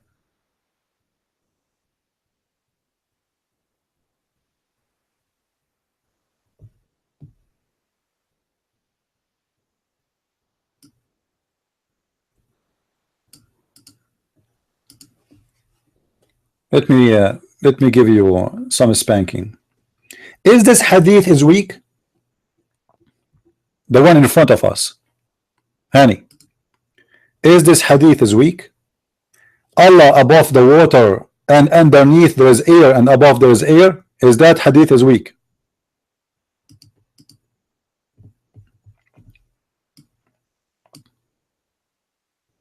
What do you say? And by the way, when they say it's Hassan, it's not even true. This is a book in Sunan Ibn Majah, and this is Sahih. Jami' al-Tirmidhi, the same. Now let me get you more busted. Hold on.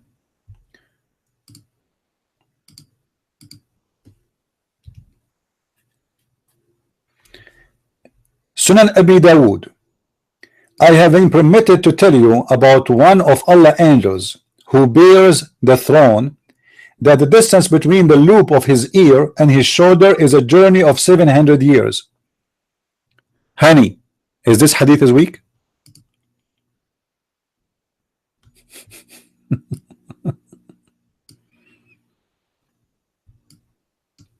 Is it weak?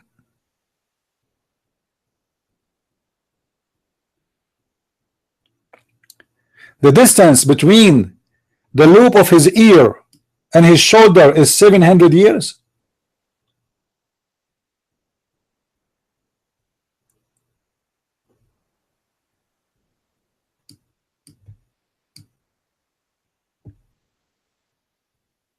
So how he say that the distance between the two heavens is 500 years if the angel who will carry him, the distance between his shoulder and his loop of ear is 700 years? That means his ear will pass this, the heaven. This just his ear, the distance between his shoulder and ear is bigger than the distance between the heavens. So how giant this angel is?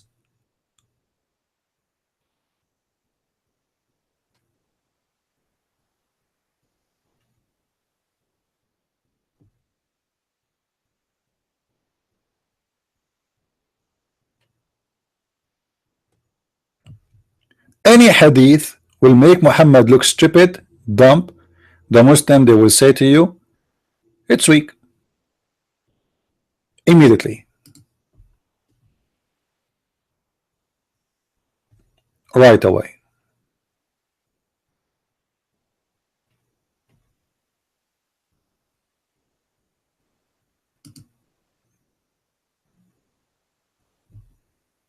Do we have any Muslim here would like to call me live on air?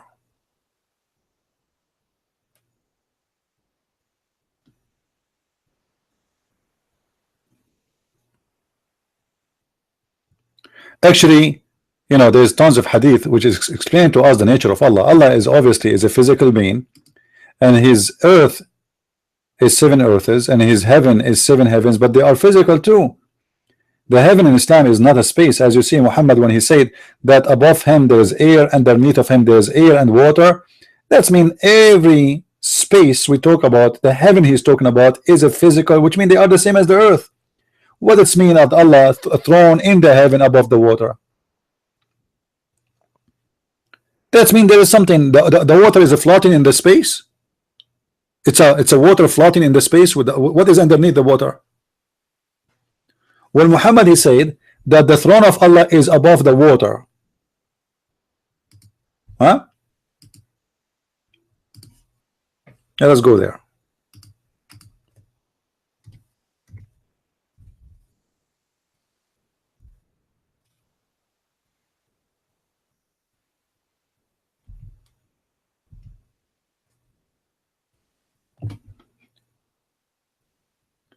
This is a Sahih hadith,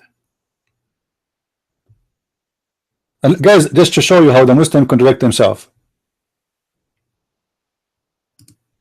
Look, this hadith has been narrated in the authority of Buhani, which same chain transmitters, but there is no mention of the throne upon the water. Okay, so what we understand that, does that mean the throne upon the water is rejected? No. Read with me. I heard Allah Messenger, and this is Sahih Hadith, saying Allah ordained the measures of the creation 50,000 years before He created the heaven and the earth, and His throne was upon the water. Look at this one here. Allah Apostle said, Allah hands is full. Allah hand is full. Full of what? Allah have hands, and they are full. Is not affected by the continuous spending. Allah spent. He keeps spending money. Give $5, $10, you know, because this is how we buy our food. Day and night. He also said, do you see what He has spent since He created the heaven and the earth? What the heck? Obviously this God is a physical God who the wealth of this earth is coming from spending. Allah have a budget.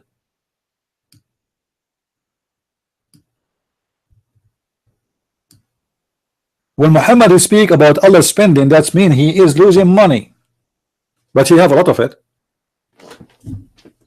But that how that can happen? Is what we have is a creation or from a storage? What does it mean he spent?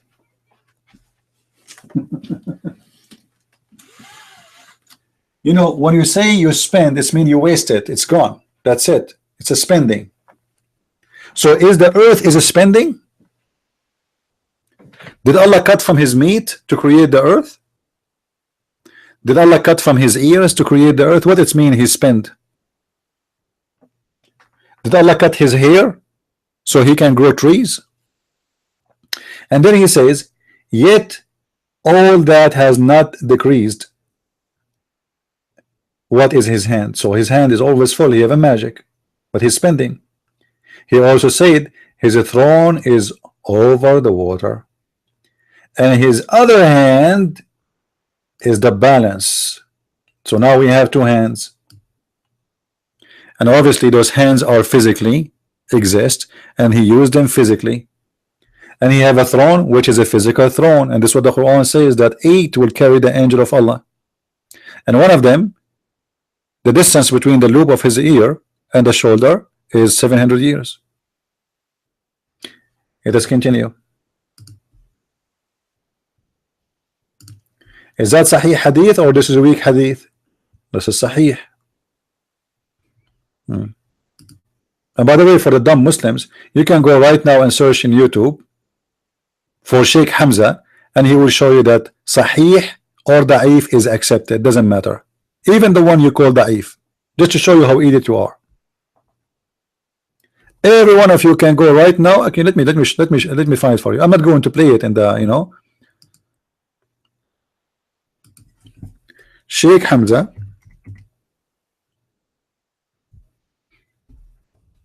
Let me pause the video for you, and you will see how the Muslims lie to us when we see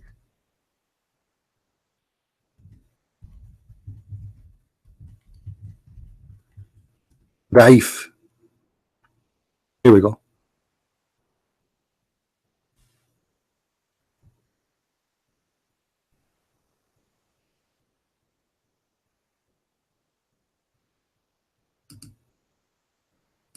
Take this link, all of you, and open it,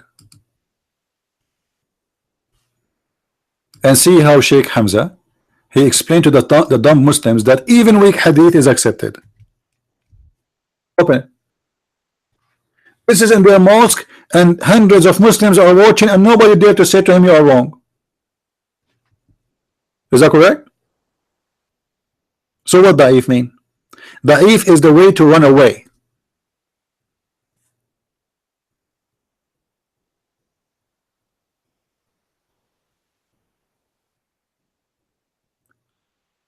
No.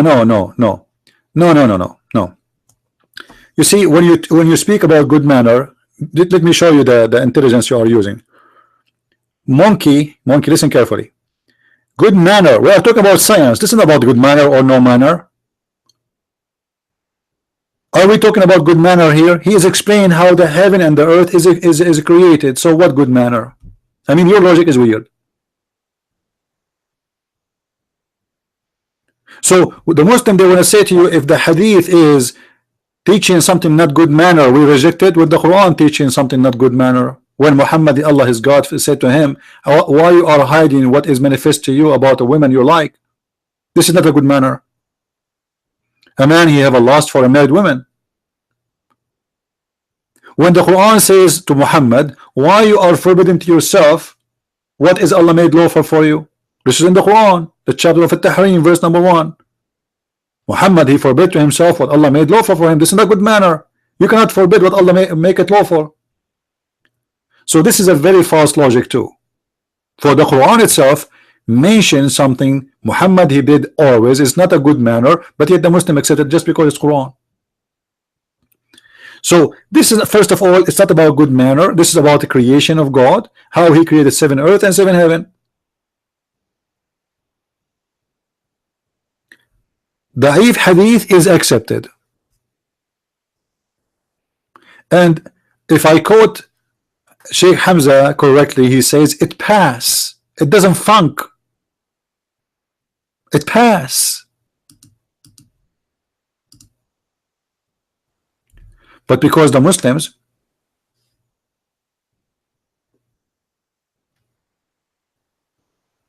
they are desperate to find a way to get away from this. So they say to you it's da'if. Anything you say to them, you say it's da'if.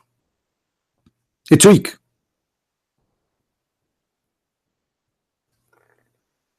Right? And this hadith go hand by hand with the Quran. The Quran says Allah created 7 earth and 7 heaven.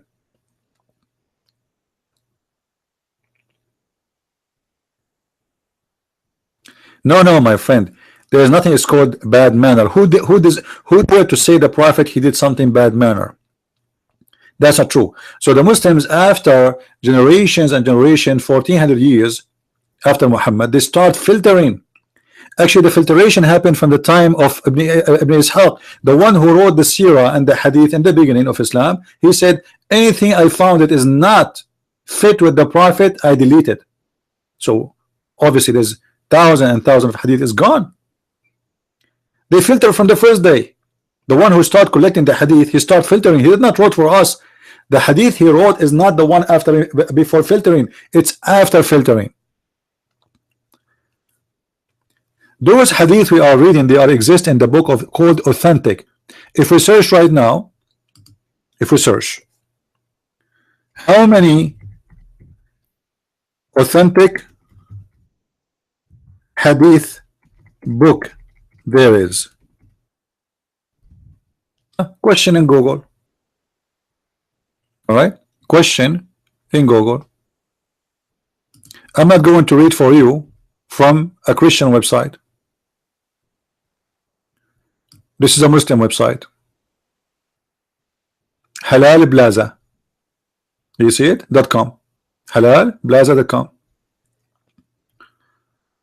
الصحاح الستة, the 6 authentic books.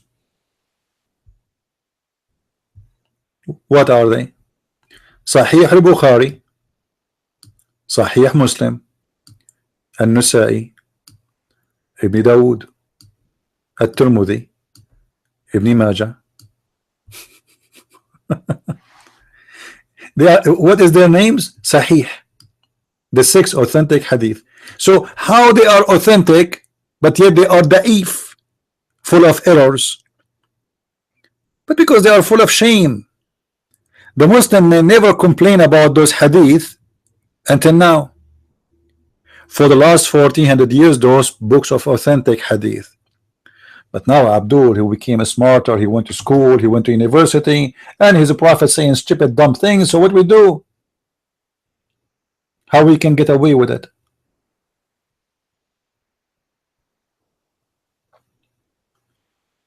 We say it's da'if. Anything is going to make Muhammad look a dump, like a dump, we say it is da'if.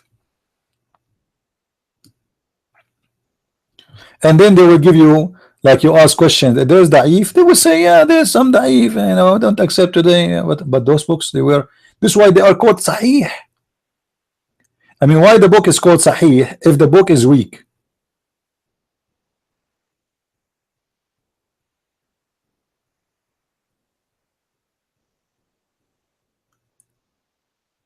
Even in the book of Sahih Muslim and Al-Bukhari, which is the name of the book is Sahih, they start saying there's a weak hadith there, because this is the only way to get away with the madness of Muhammad and stupidity. Before, people do not notice that this is stupid, and people, they will laugh at us. So hadith today became a problem for Muslims. So what about the Quran? Well, we can get Muhammad busted from the Quran. You will see, actually, already I witnessed many Muslims who debated me. They said to me the Quran is weak too. Already they are denying the Quran.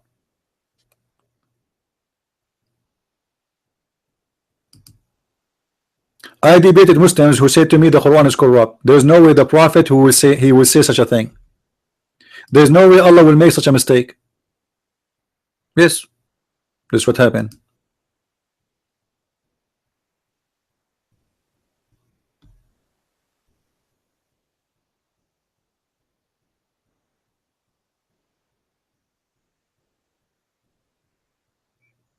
See, this is an article about the Sahih books.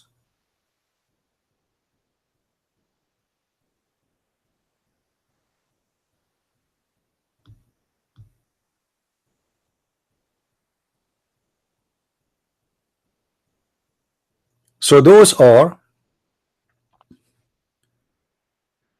the Sahih books, which is the Muslims accept with no question, but today they started questioning them. Not because they are wrong, but because they are bringing trouble.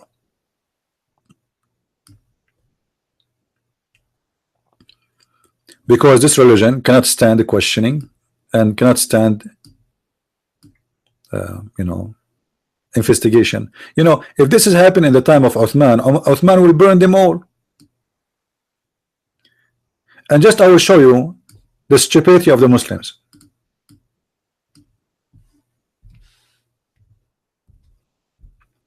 When I say the stupidity, I mean it.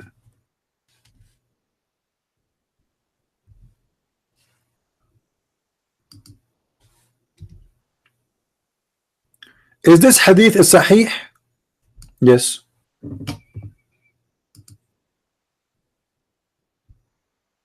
This is sahih Muslim. Read with me and you understand right away why I say Muslims are stupid. And I mean it. I'm not insulting, I mean it. Read with me, Hani. Don't take the Prophet said. Who said? Who? The Prophet said. What the Prophet said? Hani, read with me. Allah Messenger said, don't take down, which means don't write down, anything from me. And he who took down anything from me except the Quran, he should erase it.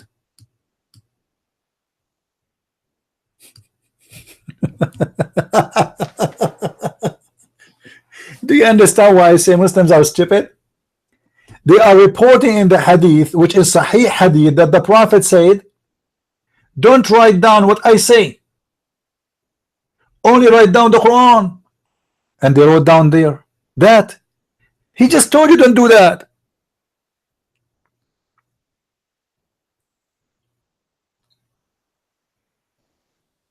You know what I mean? Hey Vivek, how are you? Guys, do you see what I'm saying? If their prophet just told them, don't write my hadith, so why you are writing the hadith? When you write this alone, when you write it, you just commit a crime. He just told you don't do that. And this is why I say the Muslims are dumb stupid. That your prophet just order you not to write the hadith. So what do? You start writing, the Prophet said don't write the hadith, but you just did.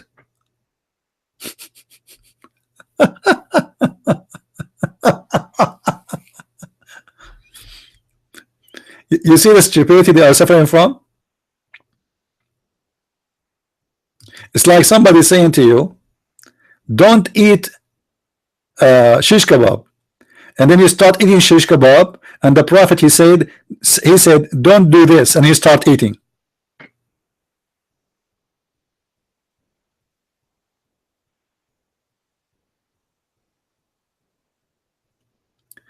Funny, my friend, it says it clearly, don't write anything from me, don't be a liar, except the Quran, don't give your own false interpretation, don't write down anything. He didn't say don't mix them together.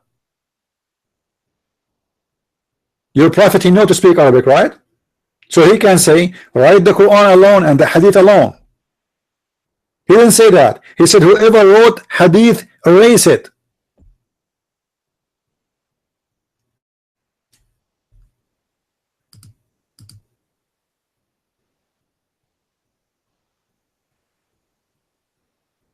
Whoever wrote the hadith, erase it. He didn't say separate it. He didn't say make it in different book. The Muslims, they are the worst people to defend Muhammad. Actually, I believe Muslims, they are anti-Muhammad, because when they defend him, they make him look much more stupid.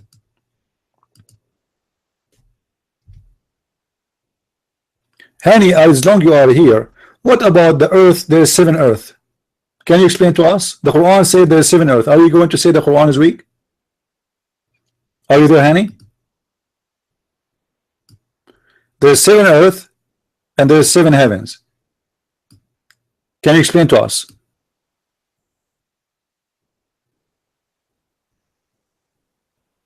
Hani, I'm waiting for you to explain. There is 7 earth and there is 7 heavens. What does that mean?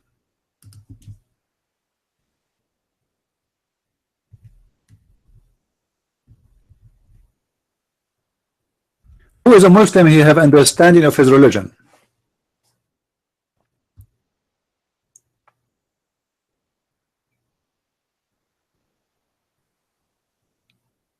Any Muslim?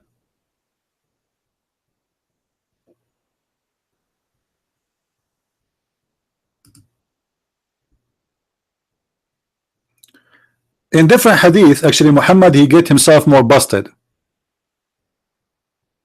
and again they will say it is weak. But how is it weak? In the Sahih hadith it says that Muhammad, he said clearly that Allah, he have his throne above the water, correct? And we showed you many Sahih hadith, but look in this hadith what he say.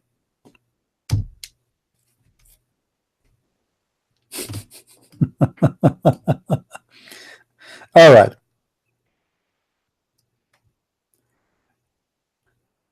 Do you know the guys Abu Bakr said, and Anan, etc., etc. You know, this is Abu Bakr reporting. They said Muhammad is asking them a question. Let me zoom in.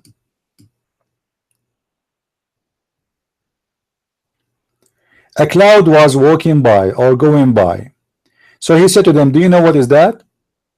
They said, we do not know. He said, this is al-muzan, rainy cloud. Muhammad, he claimed knowledge. They said, and muzan, he said, and anan, cloud. Abu Bakr said, they said, and anan. He said, how much the distance do you think between you and the heavens? They said, we do not know. He said, between you and this, and it is 71 or 72 or 73 years. Look how the number changed. The hadith before it, it was what? 500 years. Now it's 71, 72, 73. And then he says, and there is similar distance between it and the heaven above it, until he counted 7 heavens. And then above the 7 heavens there is a sea.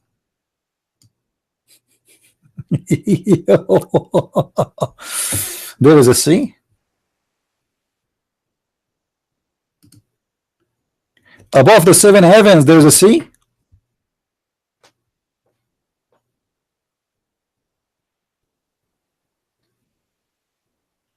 Muslims, above the 7 heavens there is a sea.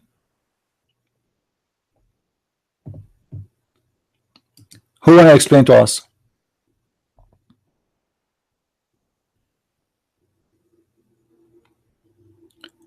Sad word. Well, sad for you, my friend.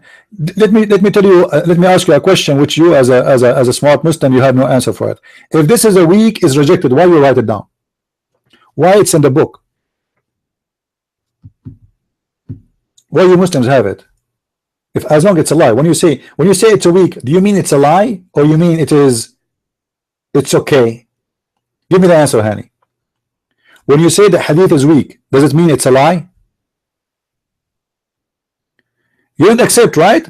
Okay, this is a lie. You accept the hadith it's weak, and this is your Hamza explaining that the weak hadith is accepted. The weak hadith is accepted. Here we go. This is the link. You are a liar. Everybody open the link and hear the Sheikh of the Muslims explaining to them that weak hadith is accepted and it's fine, it pass. It doesn't funk. And you are a liar. You are a liar. You are officially a liar. Da'if hadith, Sahih hadith is accepted, and this is book which is Sahih. This, when the Muslim they write in the website Da'if, it doesn't say in the Sunan Ibn Majah Da'if. It doesn't say that.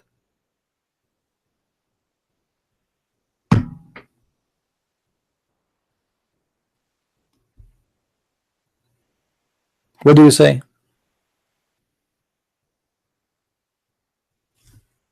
Okay. It does get you more busted. If I show you the same story from a Sahih hadith, do you accept it, Hani?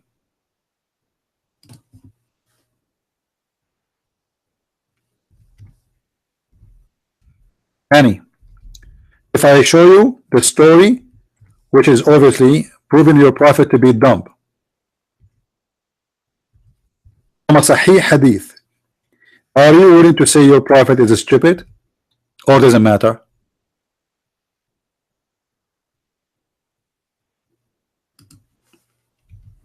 What do you say, my friend?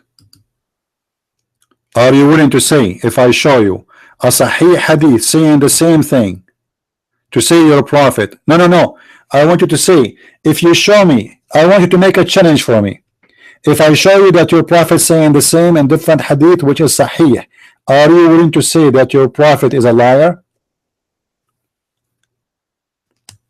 Are you willing to say so?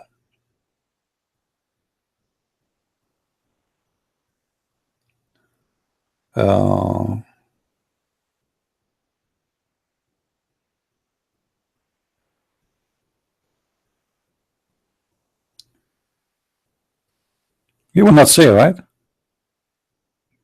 You don't accept the challenge? Are you afraid? Well, okay, so why you are rejecting the hadith then? So you accept the hadith then? You accept that you're a prophet saying there's 7 earth and 7 heaven, and the Quran saying that too, and the earth is underneath of us. There's 7 earth underneath of us. So why you are saying this is weak and this is strong and this is hot and this is cold? What is the point of saying that? Why you are saying such a thing?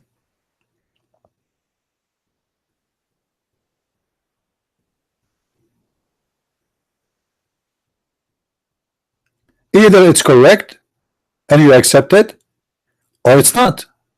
If it's not, it's mean your prophet is a liar, because if the hadith is sahih yet it is wrong, that's when your prophet is lying. Correct, people?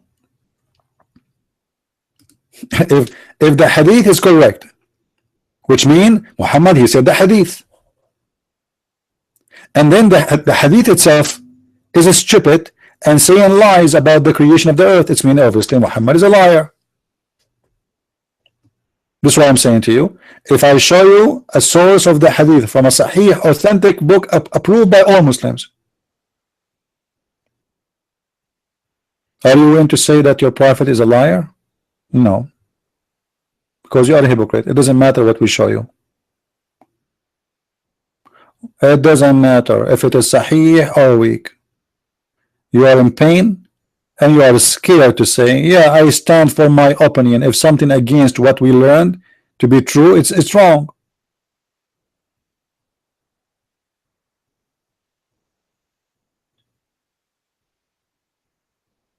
All right?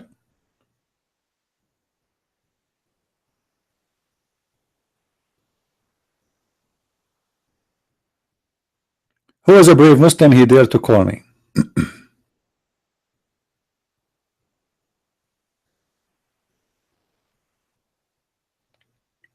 Who is a Muslim? He dared to call.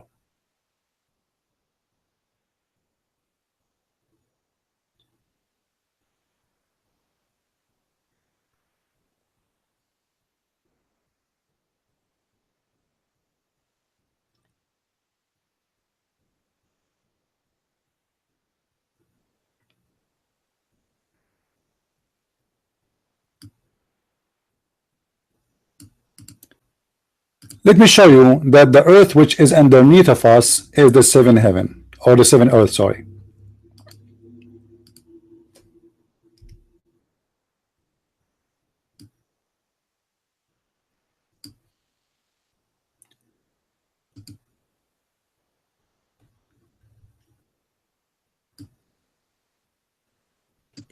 This is Sahih Muslim.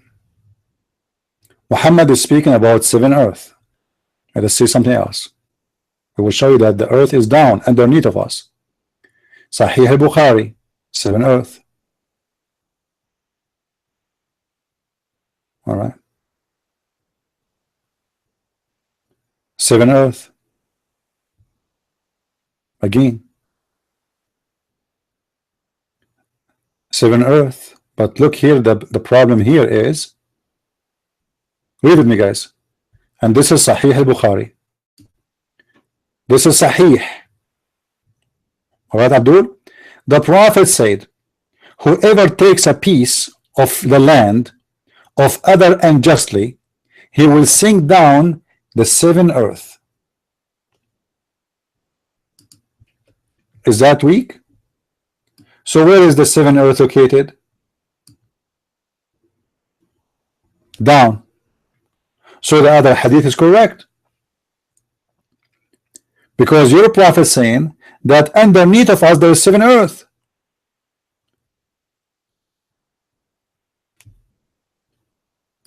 And this is the number of the hadith from Sahih al-Bukhari. What the Abdul will say now? He will say it is weak. You see it, guys? Where is the seven earth located based on this hadith? It is down. Okay, based on the other hadith it's down. Based on the other hadith it's down. Everywhere it says it's down.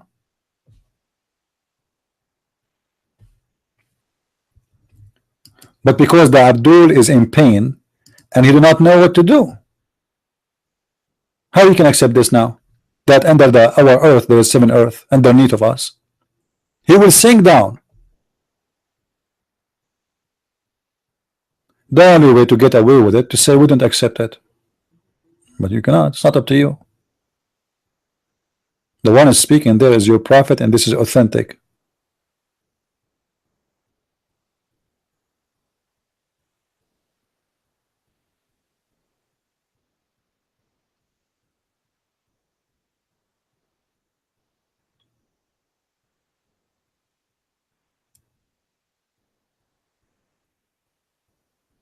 Any Abdul?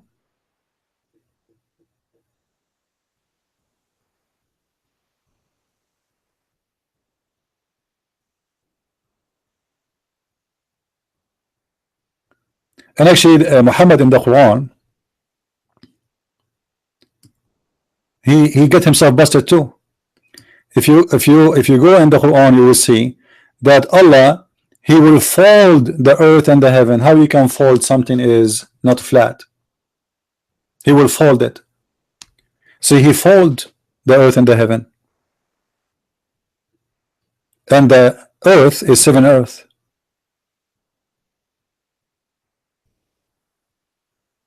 And he folded with his right hand.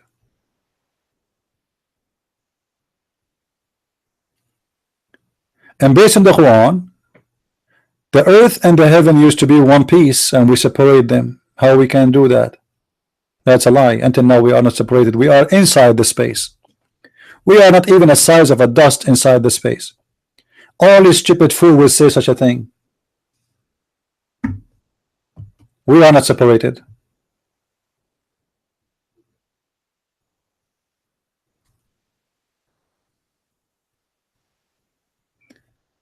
Do we have any brave Muslim? He have the courage to give me a call.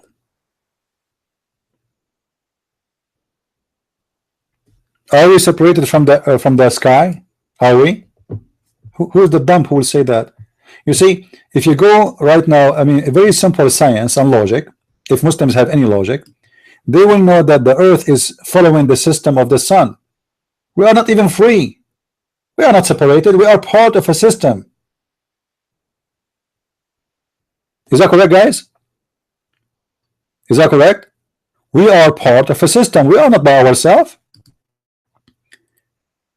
Actually, everything in this earth is connected to the sun.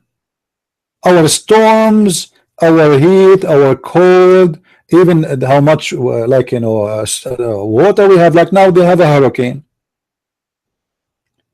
Two weeks ago or 3 weeks ago they have a very crazy heat in Europe. Why? Because there was explosion in the sun. How Muhammad explained the heat? When we have a hot weather,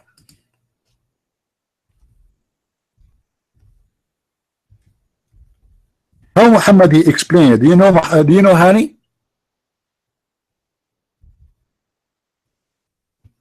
Do you know? Muhammad he said, when we have a hot weather, this is coming from Jahannam, from hell. Is that a Sahih hadith or it's a weak hadith? Let us find out.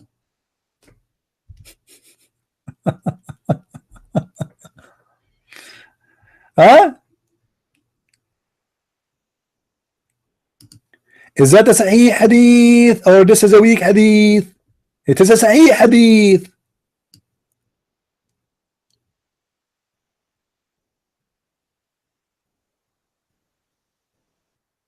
Is it?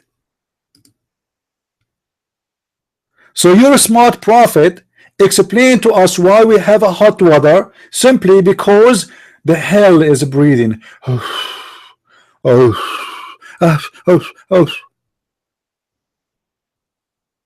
What do you mean single thing literally? It is literally. Give me the explanation. Are you a kid or what? You take it, guys, you take it literally. Give it to me different way.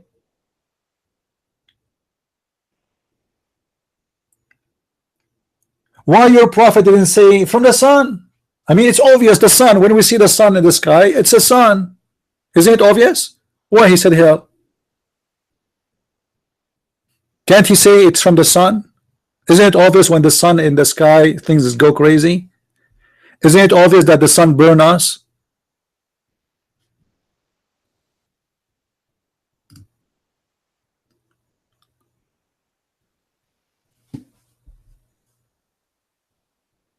And where is the cold is coming from?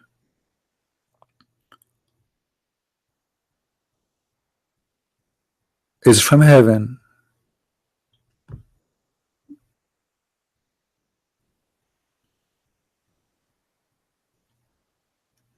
And look what your Muhammad he said.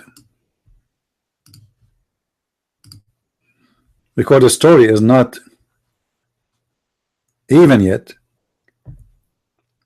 Your prophet he claimed that the fever is coming from hell. Do you see it? إن الحمى من فيح جهنم.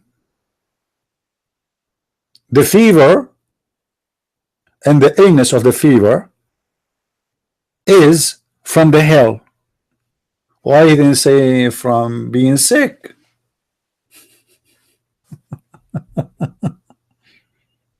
Huh? Look here with Muhammad, he make it more clear. The heat in general is from hellfire. The hellfire is breathing. Here is speaking about what? Is speaking about illness. The vehement ragging of the heat of the hell.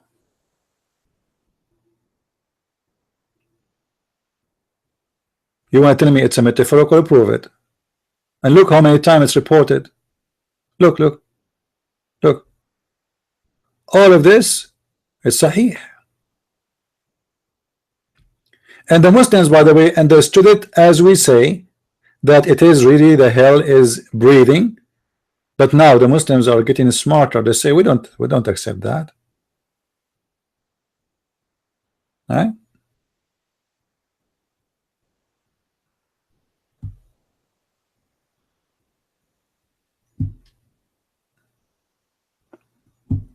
You see? All of this.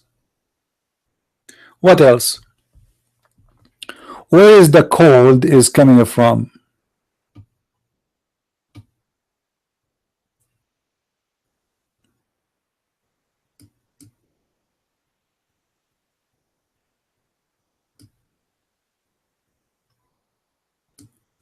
And we still have an answer.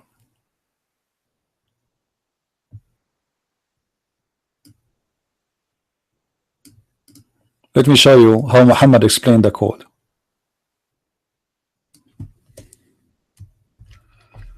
After he explained, just to show you that this is not what Muslims try to make it.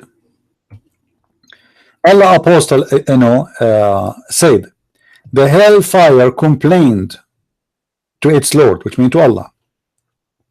Okay. Oh my Lord, my different part eating up each other. So he allowed it to take to breathe. Now you want to say to me, oh, it is not it's metaphorical. When your prophet said that the heat is coming from hell, it was metaphorical, right? Explain to us this.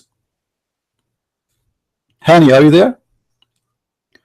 You said when the prophet said that the heat is coming from hell, it's a metaphorical. Your prophet is explaining now. Do you see it? Say metaphorical. Say.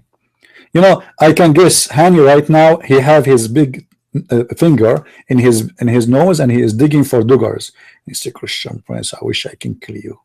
I wish I can cut your pieces, Christian Prince. Christian Prince. Answer. How it's metaphorical? This is hell is complaining to Allah. Allah, I'm burning, Allah, I'm burning, let me breathe, I cannot take it no more. So Allah, he said to her, okay, breathe. So when the hell breathe, we get hot. What do you say, Abdul?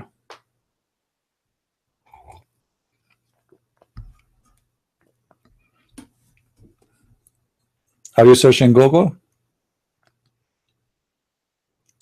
And then Muhammad don't stop here. Muhammad, he give us really where the winter is coming from. Don't you want to know where is the winter coming from? I mean, all of us, we know, we want to, especially like where I live, the winter is crazy, man. Sometimes it goes to minus 24, minus 25, honest to God. You open the faucet, the water is not coming no more. Once it was like 3 a.m. in the morning, I heard like boom. I thought a Muslim, he threw a grenade in my house. I got my gun and I start like where? And it was the faucet, boom. The pipe explode like a bomb. So he allowed it to take 2 breathe, 1 in the winter and 1 in the summer. Look how nice Allah is. Allah allowed, my friend, for the sun, the hell to breathe once in the winter and the other one in the summer. Do you know why he's saying that, guys? Anyone knows why he's saying that?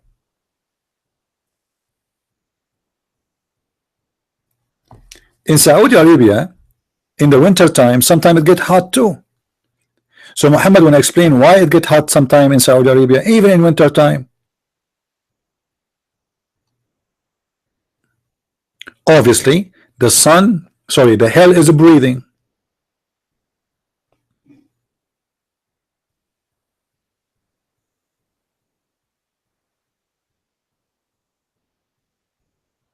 Stone, give me a break. Atheist, don't make me go over you.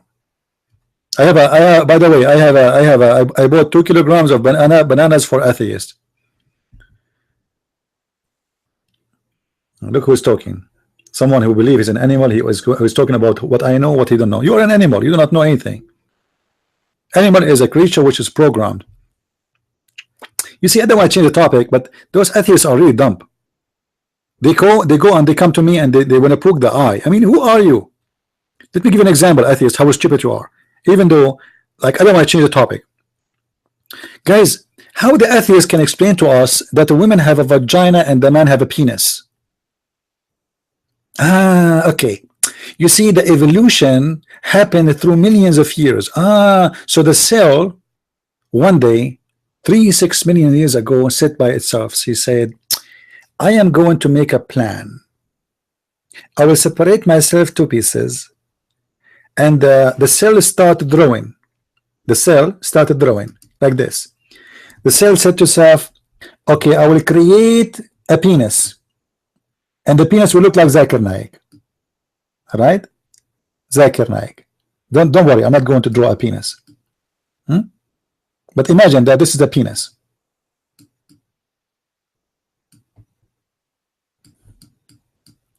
And I'm going to create a vagina.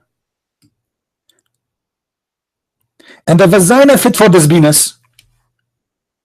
And that took it 6 billion years. I mean, how dumb, you idiot, you to believe in that. How a cell is super intelligent to design a private part which fit perfectly with the private part of the women, which function with many things together. Blood, pumping blood, heart beating faster to pump the blood, the muscle of the, you know, excuse me guys, this is science, we are not speaking dirty. The muscles of the private part of the man is getting stronger, the woman, she is getting wet, etc.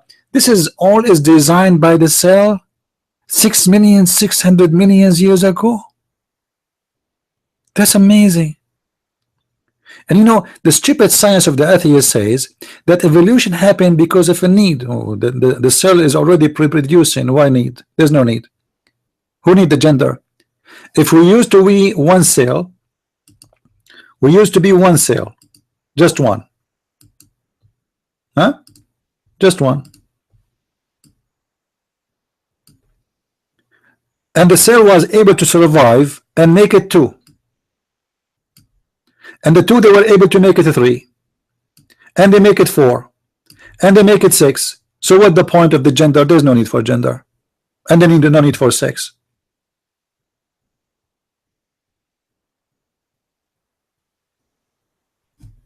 I like to fly. Can I draw myself a map so after 6 million years I will fly? I want to fly. I don't want to buy a drone to make a video. I want to fly myself, hold the camera in my hand. Stupid, dumb idiot, like Muslims. You are the same. Dumb, crazy. Go drink camel urine. Bunch of idiots. So, do we have any Muslim here?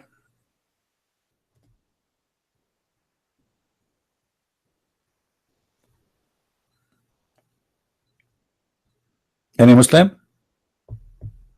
So obviously Muhammad, he explained to us everything and he go in details, and the more Muhammad he talk, he's the same as the atheists. The more they talk, they make poo-poo. Like I saw one of the atheists, he's saying, I think his name is what? I forgot his name. He said the Christians believe in a human sacrifice. Is that moral? You Christians speak about morality, huh? Is that moral? Hey Christians, do you believe in a human sacrifice? We don't. Who is the stupid who told you that? Dumb, stupid, ignorant, crazy, and a bunch of filthy liars. Not even one Christian believe in a human sacrifice. Do you know what a human sacrifice mean, you idiot? It means you sacrifice someone to God. Christians don't believe in that. Christians don't believe in that. Even when Jesus himself, he died on the cross, Jesus did not call us and say, hey, hang me, kill me. So the atheists and the Muslims, they try to give their own interpretation of a Christianity. This is why I find them all similar. They are untruthful, false people, and they are willing to make 1,000 lies to cover one lie.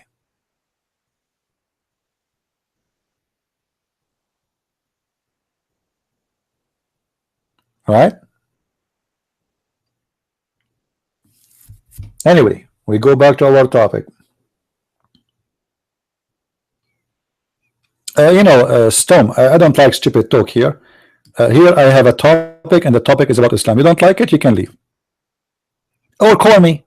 You want to call me Storm? Why you don't call me?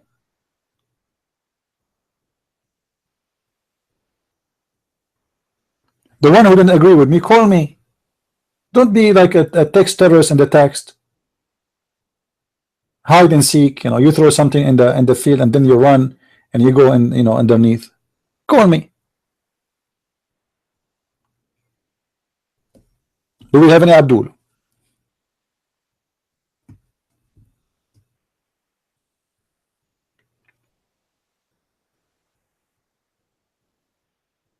Anyone?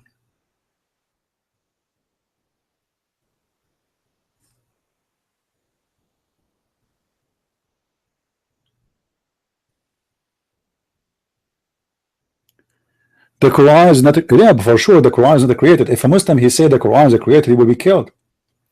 In the beginning of Islam, the Muslims, they start thinking about the Quran is created or not. However, there was a big movement of Muslims start saying the Quran is created. All those who claim that such a thing, at least their leaders, they were slaughtered. And today no Muslim dare to say it is created. Maybe tomorrow we can talk about this topic. Anyway, I think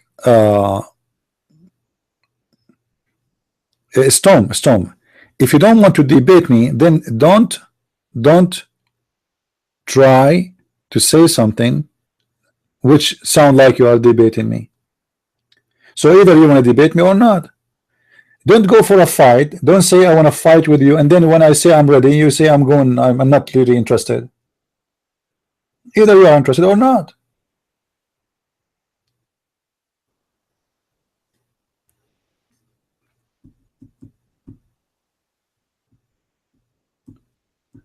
Your Bible, in your sense, nobody gets hurt. Who's talking about getting hurt now? Look at this stupid idiot.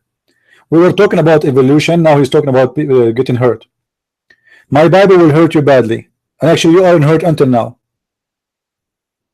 And I believe each time you go to bed, you see the Bible in your dream, and you speak to yourself, and you hear voices. Are you happy now?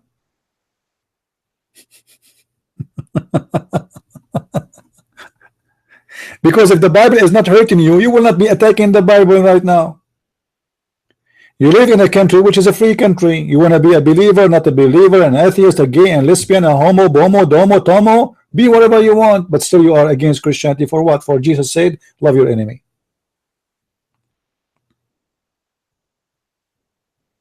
You have to prove it. How you say I'm false without debating me?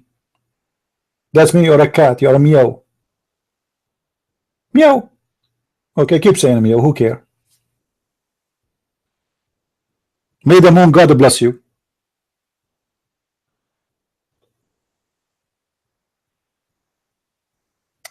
Anyway, you don't understand what I wrote. He said, believe not Bible. What does that mean?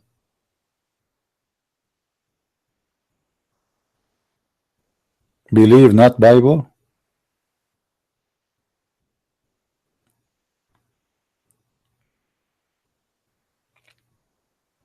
Anyway, I'm wasting my time with you.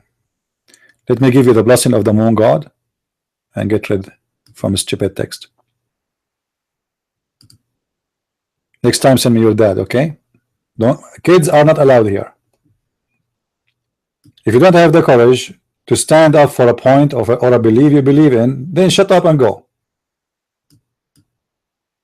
Otherwise, I swear by Allah, the most merciful, I will call Allah right now, and He will allow the hellfire to breathe in the direction of your house, and you can imagine what happened. Or I might call the lizard which tried to kill Abraham, and send him to your house. And let us see if the insurance can do anything about it. The lizard will stand in the front of your house from a distance of 1 meter, 100 meter, and he blew wind with fire.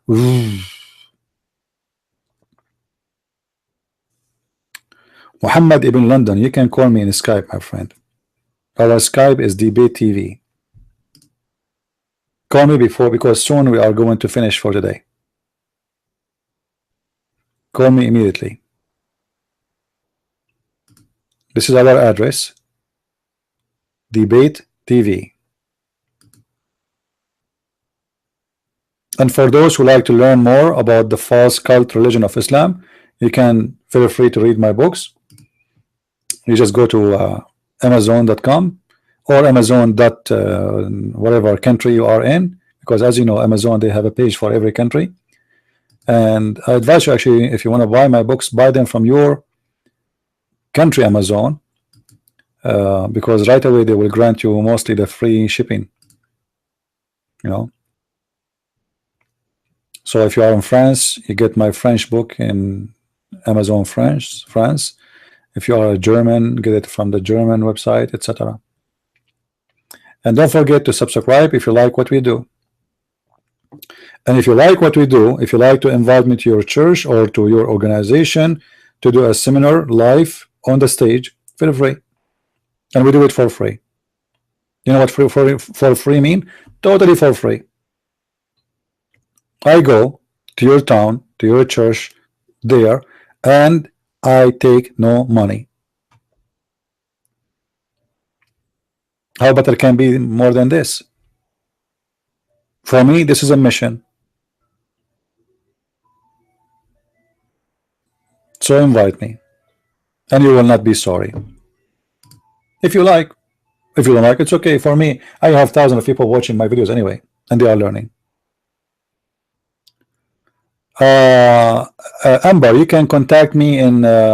You see the link is showing down, patreon.com, or you can contact me in Facebook. I don't give emails for security, you know, but because imagine if I post my before I used to have an email for Muslims to send me, and they start sending me all kind of crazy things. But if you want to contact me, you can simply I have, this is my Facebook page. Let us see, take off the subscribe so you can read it.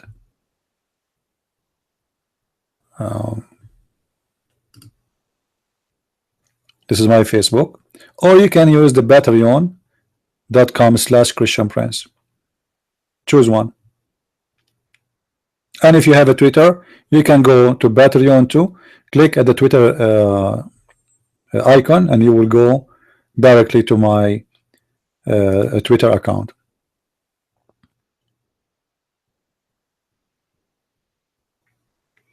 You're welcome, Nancy, and welcome everybody. And I really am so glad I met many good people here, and you know, it's really my happiness. You don't know how much happy I feel when I see someone is leaving Islam, and you will not know how many people left Islam. You see, what we do is extremely important. Like in the last just 2 weeks, how many people call our show and said we left Islam? Actually, there's a guy, he's waiting for me to confirm to him when I can talk to him and talk to his wife so we can answer the questions about the Bible. Now, I am not a minister, I'm not a priest, I'm not a bishop, I am just a Christian like every one of you. But I love my Lord, and the Lord provides me with a lot of knowledge about the cult it's called Islam. So I like to serve my Lord by exposing this cult, which is trying to deceive millions and millions and millions of people. So my work really make me so happy for seeing people seeing the truth, right, and getting to know what is right. This guy is not a Christian. Jesus would never curse anyone else because he follow a different religion. Amber, you are just a false person who do not know the Bible. Guys, did Jesus call the Jews the sons of the serpent? Did Jesus call the Jews the son of the serpent? Did he? Yes or no? Did he? Did he say to them that your father is the devil? So you are stupid, you do not know the Bible, and you claim to be, you are the one who want to teach us who is a Christian, who is not. I did not call the Muslims you are the sons of the snakes or the son of the devil. I never said that to them. I say you are a liar. So you are a false person, and you do not know the Bible. Not only this, Jesus, he entered the temple, which is the temple of the Jews, not the Muslims. So imagine what he would do with the Muslims. And he flipped the tables on them. Is that correct, Christians? Is that correct? Did he flip tables? Did he kick out people from the temple? He said, you made my father's house the house of buying and selling, the house of business. Who told you that? You are a false person. You do not know what Jesus taught, and yet you want to tell us who is a Christian, who is not. Anyone is bad. Well, you know, here we go. The Jews are bad. Sure, they are bad. Why not? The Jews, the Christians, the Muslims, anyone who don't follow God is bad. Because not everyone says to me, Lord, Lord, will enter the kingdom of my Father, but the one who do his will. If you are a Jew, you do not know the will of the Father, you are a bad person. If you are a Christian, you do not do the will of the Father, you are a bad person. As simple as that. Lul, are you saying the Jews are bad? Yes, I believe. I mean, guys, isn't stupid those people? Look how stupid they are. Do you believe in the book written thousands of years ago? Obviously, I do. And my name is a Christian Prince. Do you see how stupid you are? Even your question is not legitimate, is not even mature. Do you believe in the book written thousands of years ago? Do you believe in Mickey Mouse? Do you believe in Harry Potter? It's a new movie. Do you believe in it? It's new. It's not old. Stupid.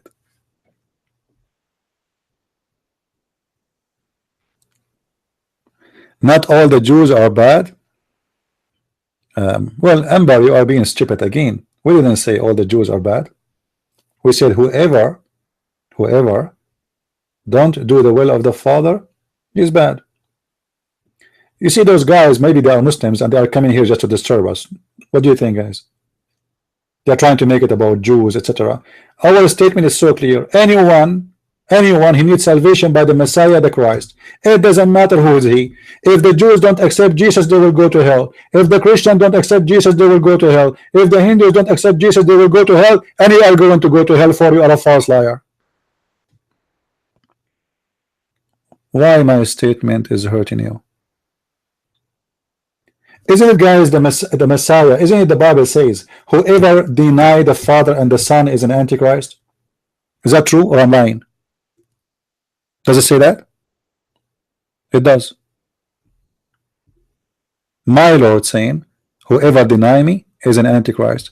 So you are an atheist, you are a Jew, you are a Hindu, you are a Buddha. If you don't believe in him, you will be punished.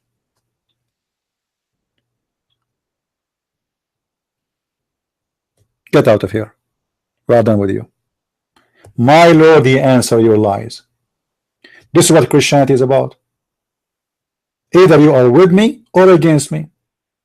Me who? God. Against me who? God. So either you are with the Christ or you are not with him. There's no so. Doesn't matter if you are a Jew. So what if you are a Jew? Is that give you a license to be against God? Read the Old Testament, you will see the Jews, how many times they've been punished by God for not being with God. And that's the case not only for the Jews. This is what goes for everybody, for us as a Christians. When you go against God, you will be punished. Can you prove that Jesus exists? Sure, I can prove it, but just to be sure, Judies, that you are not drunk. What is the date today, Judies? Can you tell me? Just to be sure you are not drunk, drinking too much beer, or taking hashish, or hashish, heroin. What is the date today, Judy? Judy Sue. What is the date today? Can you tell me? Well, obviously you are taking drugs, so I'm not going to answer you if you do not know even the date. Do you know the date, Judy? Are you there, Judy? Do you know the date? Thank you very much. You just said, prove to me that Jesus exists, and you stupid, you just prove it. It is 2,000 years, 31st of August after Christ, you dump, crazy people. Isn't this the date after Christ? And you are telling me to prove to you Christ, you dummy stupid? How stupid you people are.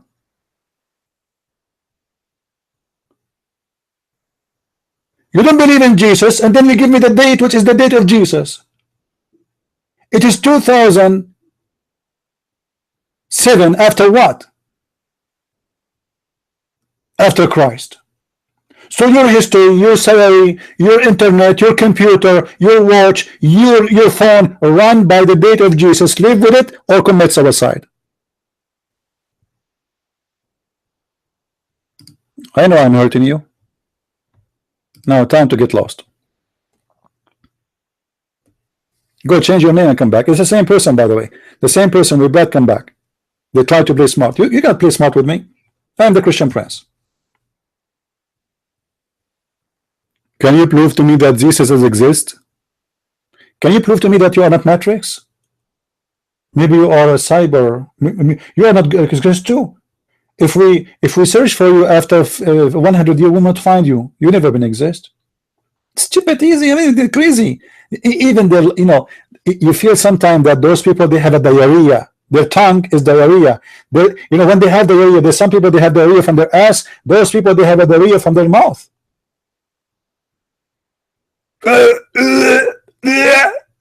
An atheist is talking. He's vomiting. He's not talking. You smell disgusting, by the way. Go watch Dr. Phil and Oprah. Why you don't show proof of the Bible is the word of God? Who said I'm not showing a proof? I am here to do that. Why you don't call me, you coward?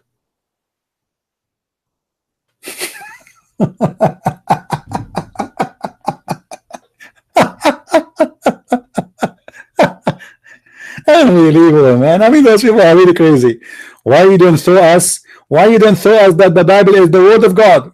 Okay, well, the Bible, the word of God, said that the earth is hanged on the space on nothing 3,000 years ago. Explain to me how this happened. Can you tell us?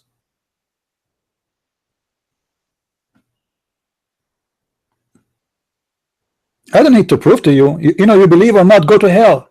Don't believe, go to hell. Who said I need to prove to you? Who are you? You want to debate me, call me. But I'm not here to prove to anyone. I'm here to spank people who they say lies about us. I'm not going to debate you. If you call me, I will spank you. Just do it.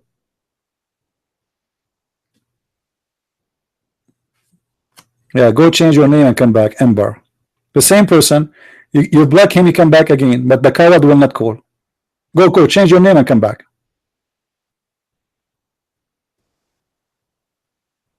Change your name, come back with your name. This is scammer. He have like 100 account in Google. Anyway, guys, I think we have enough for today. Did we have a good time? Did we have a good time? No, I have no problem to preach Christianity. Why not? I love my Lord, I love my Messiah, but I concentrate in one topic, which is Islam, because this is my mission. However, I love to talk about the Bible. I love to talk about the Messiah, my Lord, my Savior. I never put down someone. He asked me a question about the Bible, correct? But yet I don't claim to be a scholar in the Bible. I don't speak Aramaic and Hebrew, etc. Because I believe to be a scholar in the Bible, you have to speak languages the same as I say about the Quran. In order to be a scholar in a religion, you need to speak the language of the religion.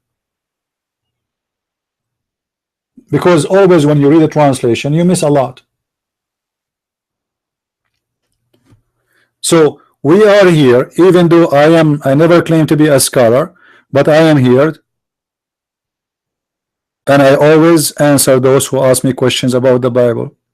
I don't claim to have a great knowledge of the Bible, like I'm not a bishop or etc. But I believe that always the Lord, He provide me with knowledge. When it's come to the Bible, He provide me with answers.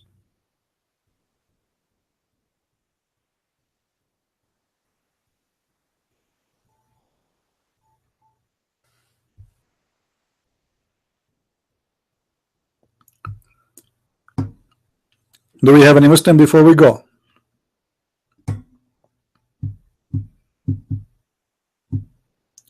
My friend, we as a Christians, as a believers, we get our strength from our faith, and this is why we exist until now.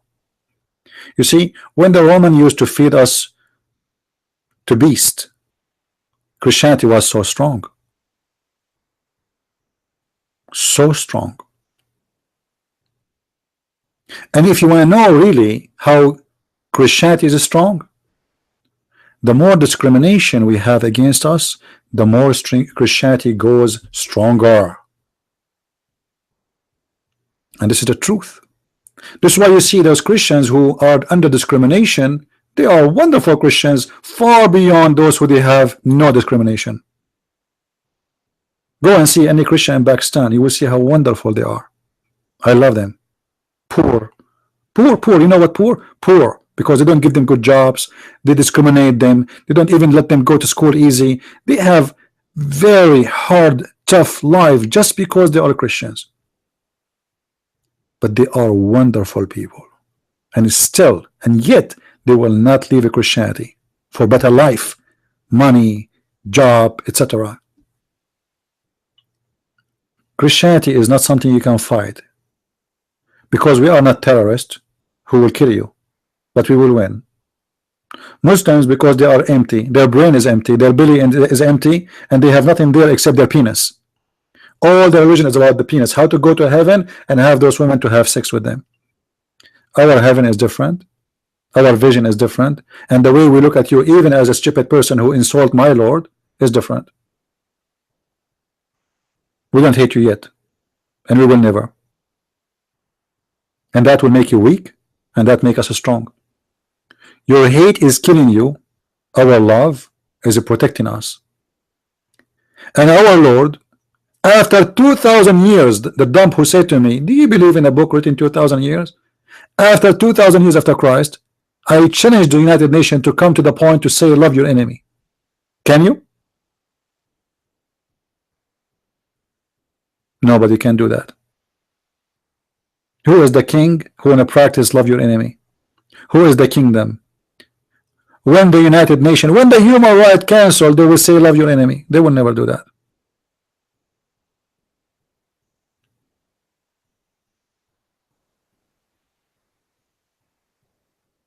Isn't it amazing that our Lord, he came 2,000 years ago and he said love your enemy? How amazing that is. How beautiful. He didn't say go commit suicide bombing, drive your car over them. Pray, bless those who curse you. You know, sometimes we are as a human, we get angry, we shout, we etc. Because sometimes they make you frustrated by their stupid questions. But the fact, my Lord the Messiah, he ordered me to love my enemies.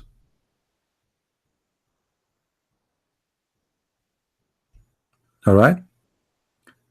So I want to say to you, all of you, atheists, Hindus, Buddhas, Christians, Jews, Muslims, it doesn't matter who you are, find me someone better than Jesus and I will follow.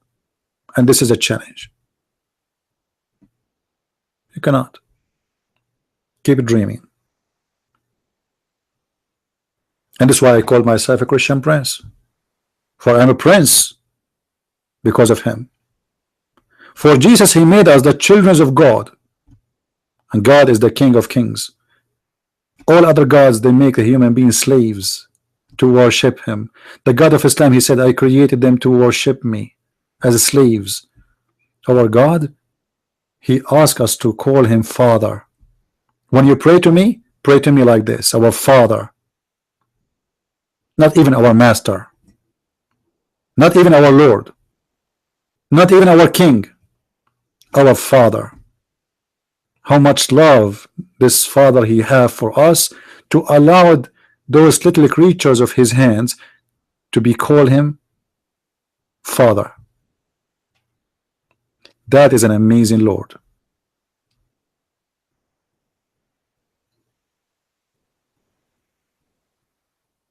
So my friend, don't go by the foolishness of a mankind who try to divert you from Christianity.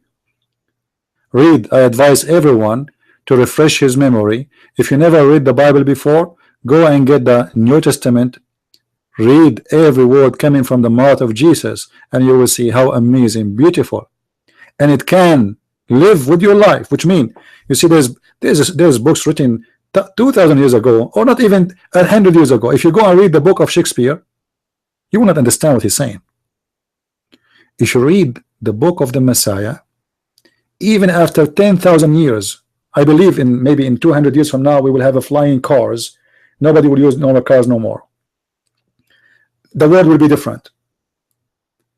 Still, today, tomorrow, thousands and thousands of years after, when you read any story of the gospel from the mouth of Jesus, you will feel as if he's talking to you about your life today, which is a clear evidence that the word of the Messiah never expired. They fit for every time, they fit for every season, and they fit for every individual, not groups. He speaks to you as an individual, and you will find yourself in the story. And the best way, I believe, to live the Bible, not to read the Bible. You see, there's a way to live it, is to imagine yourself in the story. Try to find out where in the story you fit. Who are you in that story? You are the master, you are the slave, you are the guard, you are the farmer, you are the women, you are the sick, you are the blind. You will find yourself somewhere, and you will find the Messiah is helping you.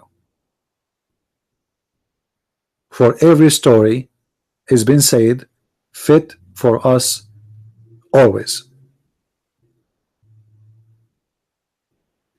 So there is people who read the Bible and there is people who live the Bible, and the best way to know what Jesus is saying to you is to live the story.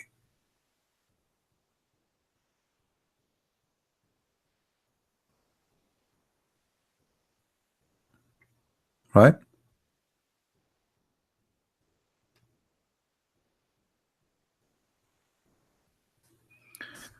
I don't know what this guy Monkey is saying. So tell me to shut up. You see, when Muslims talk like that, you say he is running away scared. Monkey, why you don't call me? And nobody is asking you to shut up. Talk.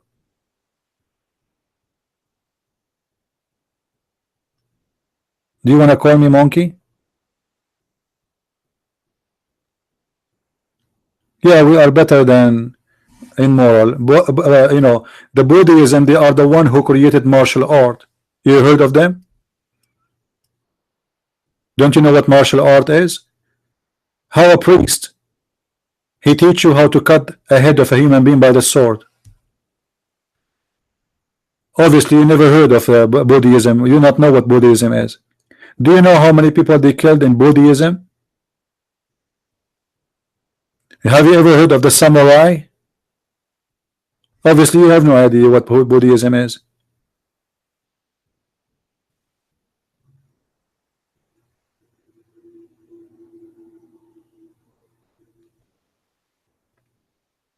No problem, Monkey. Tell me about Buddhism. Why Buddhism is better than Christianity? Can you tell me? Why? Did Jesus says let me teach you how to use a sword so you can cut the head of somebody? The Buddhas, they have schools just to teach the art of killing. Why a Buddha? He need to learn how to play karate and use the sword for what?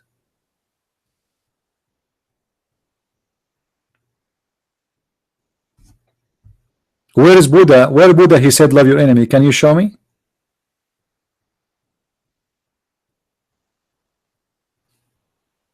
So you do not know what is Buddhism. Today you see them that they are sitting in the monks. You know, I have nothing against the Buddhas people, you know, but I'm saying that if you want to compare, you have to be, you know, either you know or you do not know.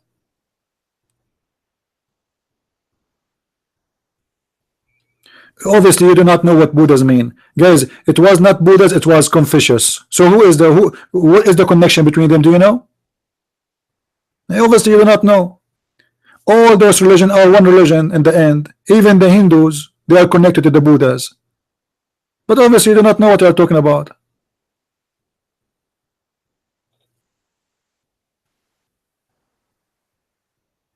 What Buddha? Buddha used to go in the tree and he spy at women. They are taking a shower so he can sleep with them, and then he hide their clothes. Is that the story of Buddha or someone else? What is Buddha?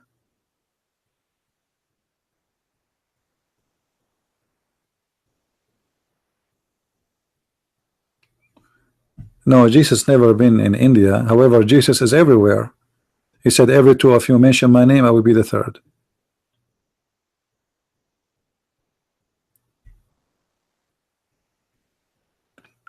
All those religions in South Asia, they are connected. The Hindus, the Buddhas, all of them, they are almost one religion. Then there's branches, like in India there's hundreds of religions, but all of them are connected.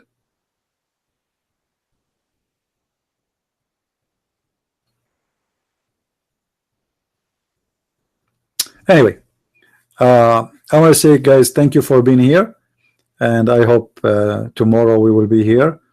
Now tomorrow is Thursday. There's a group. They are inviting me to do a meeting with them. Like, it's a small meeting, maybe 50 people. So if tomorrow I will confirm to you if I will be here in a Friday or not. if those people confirm, because they meet a Friday afternoon.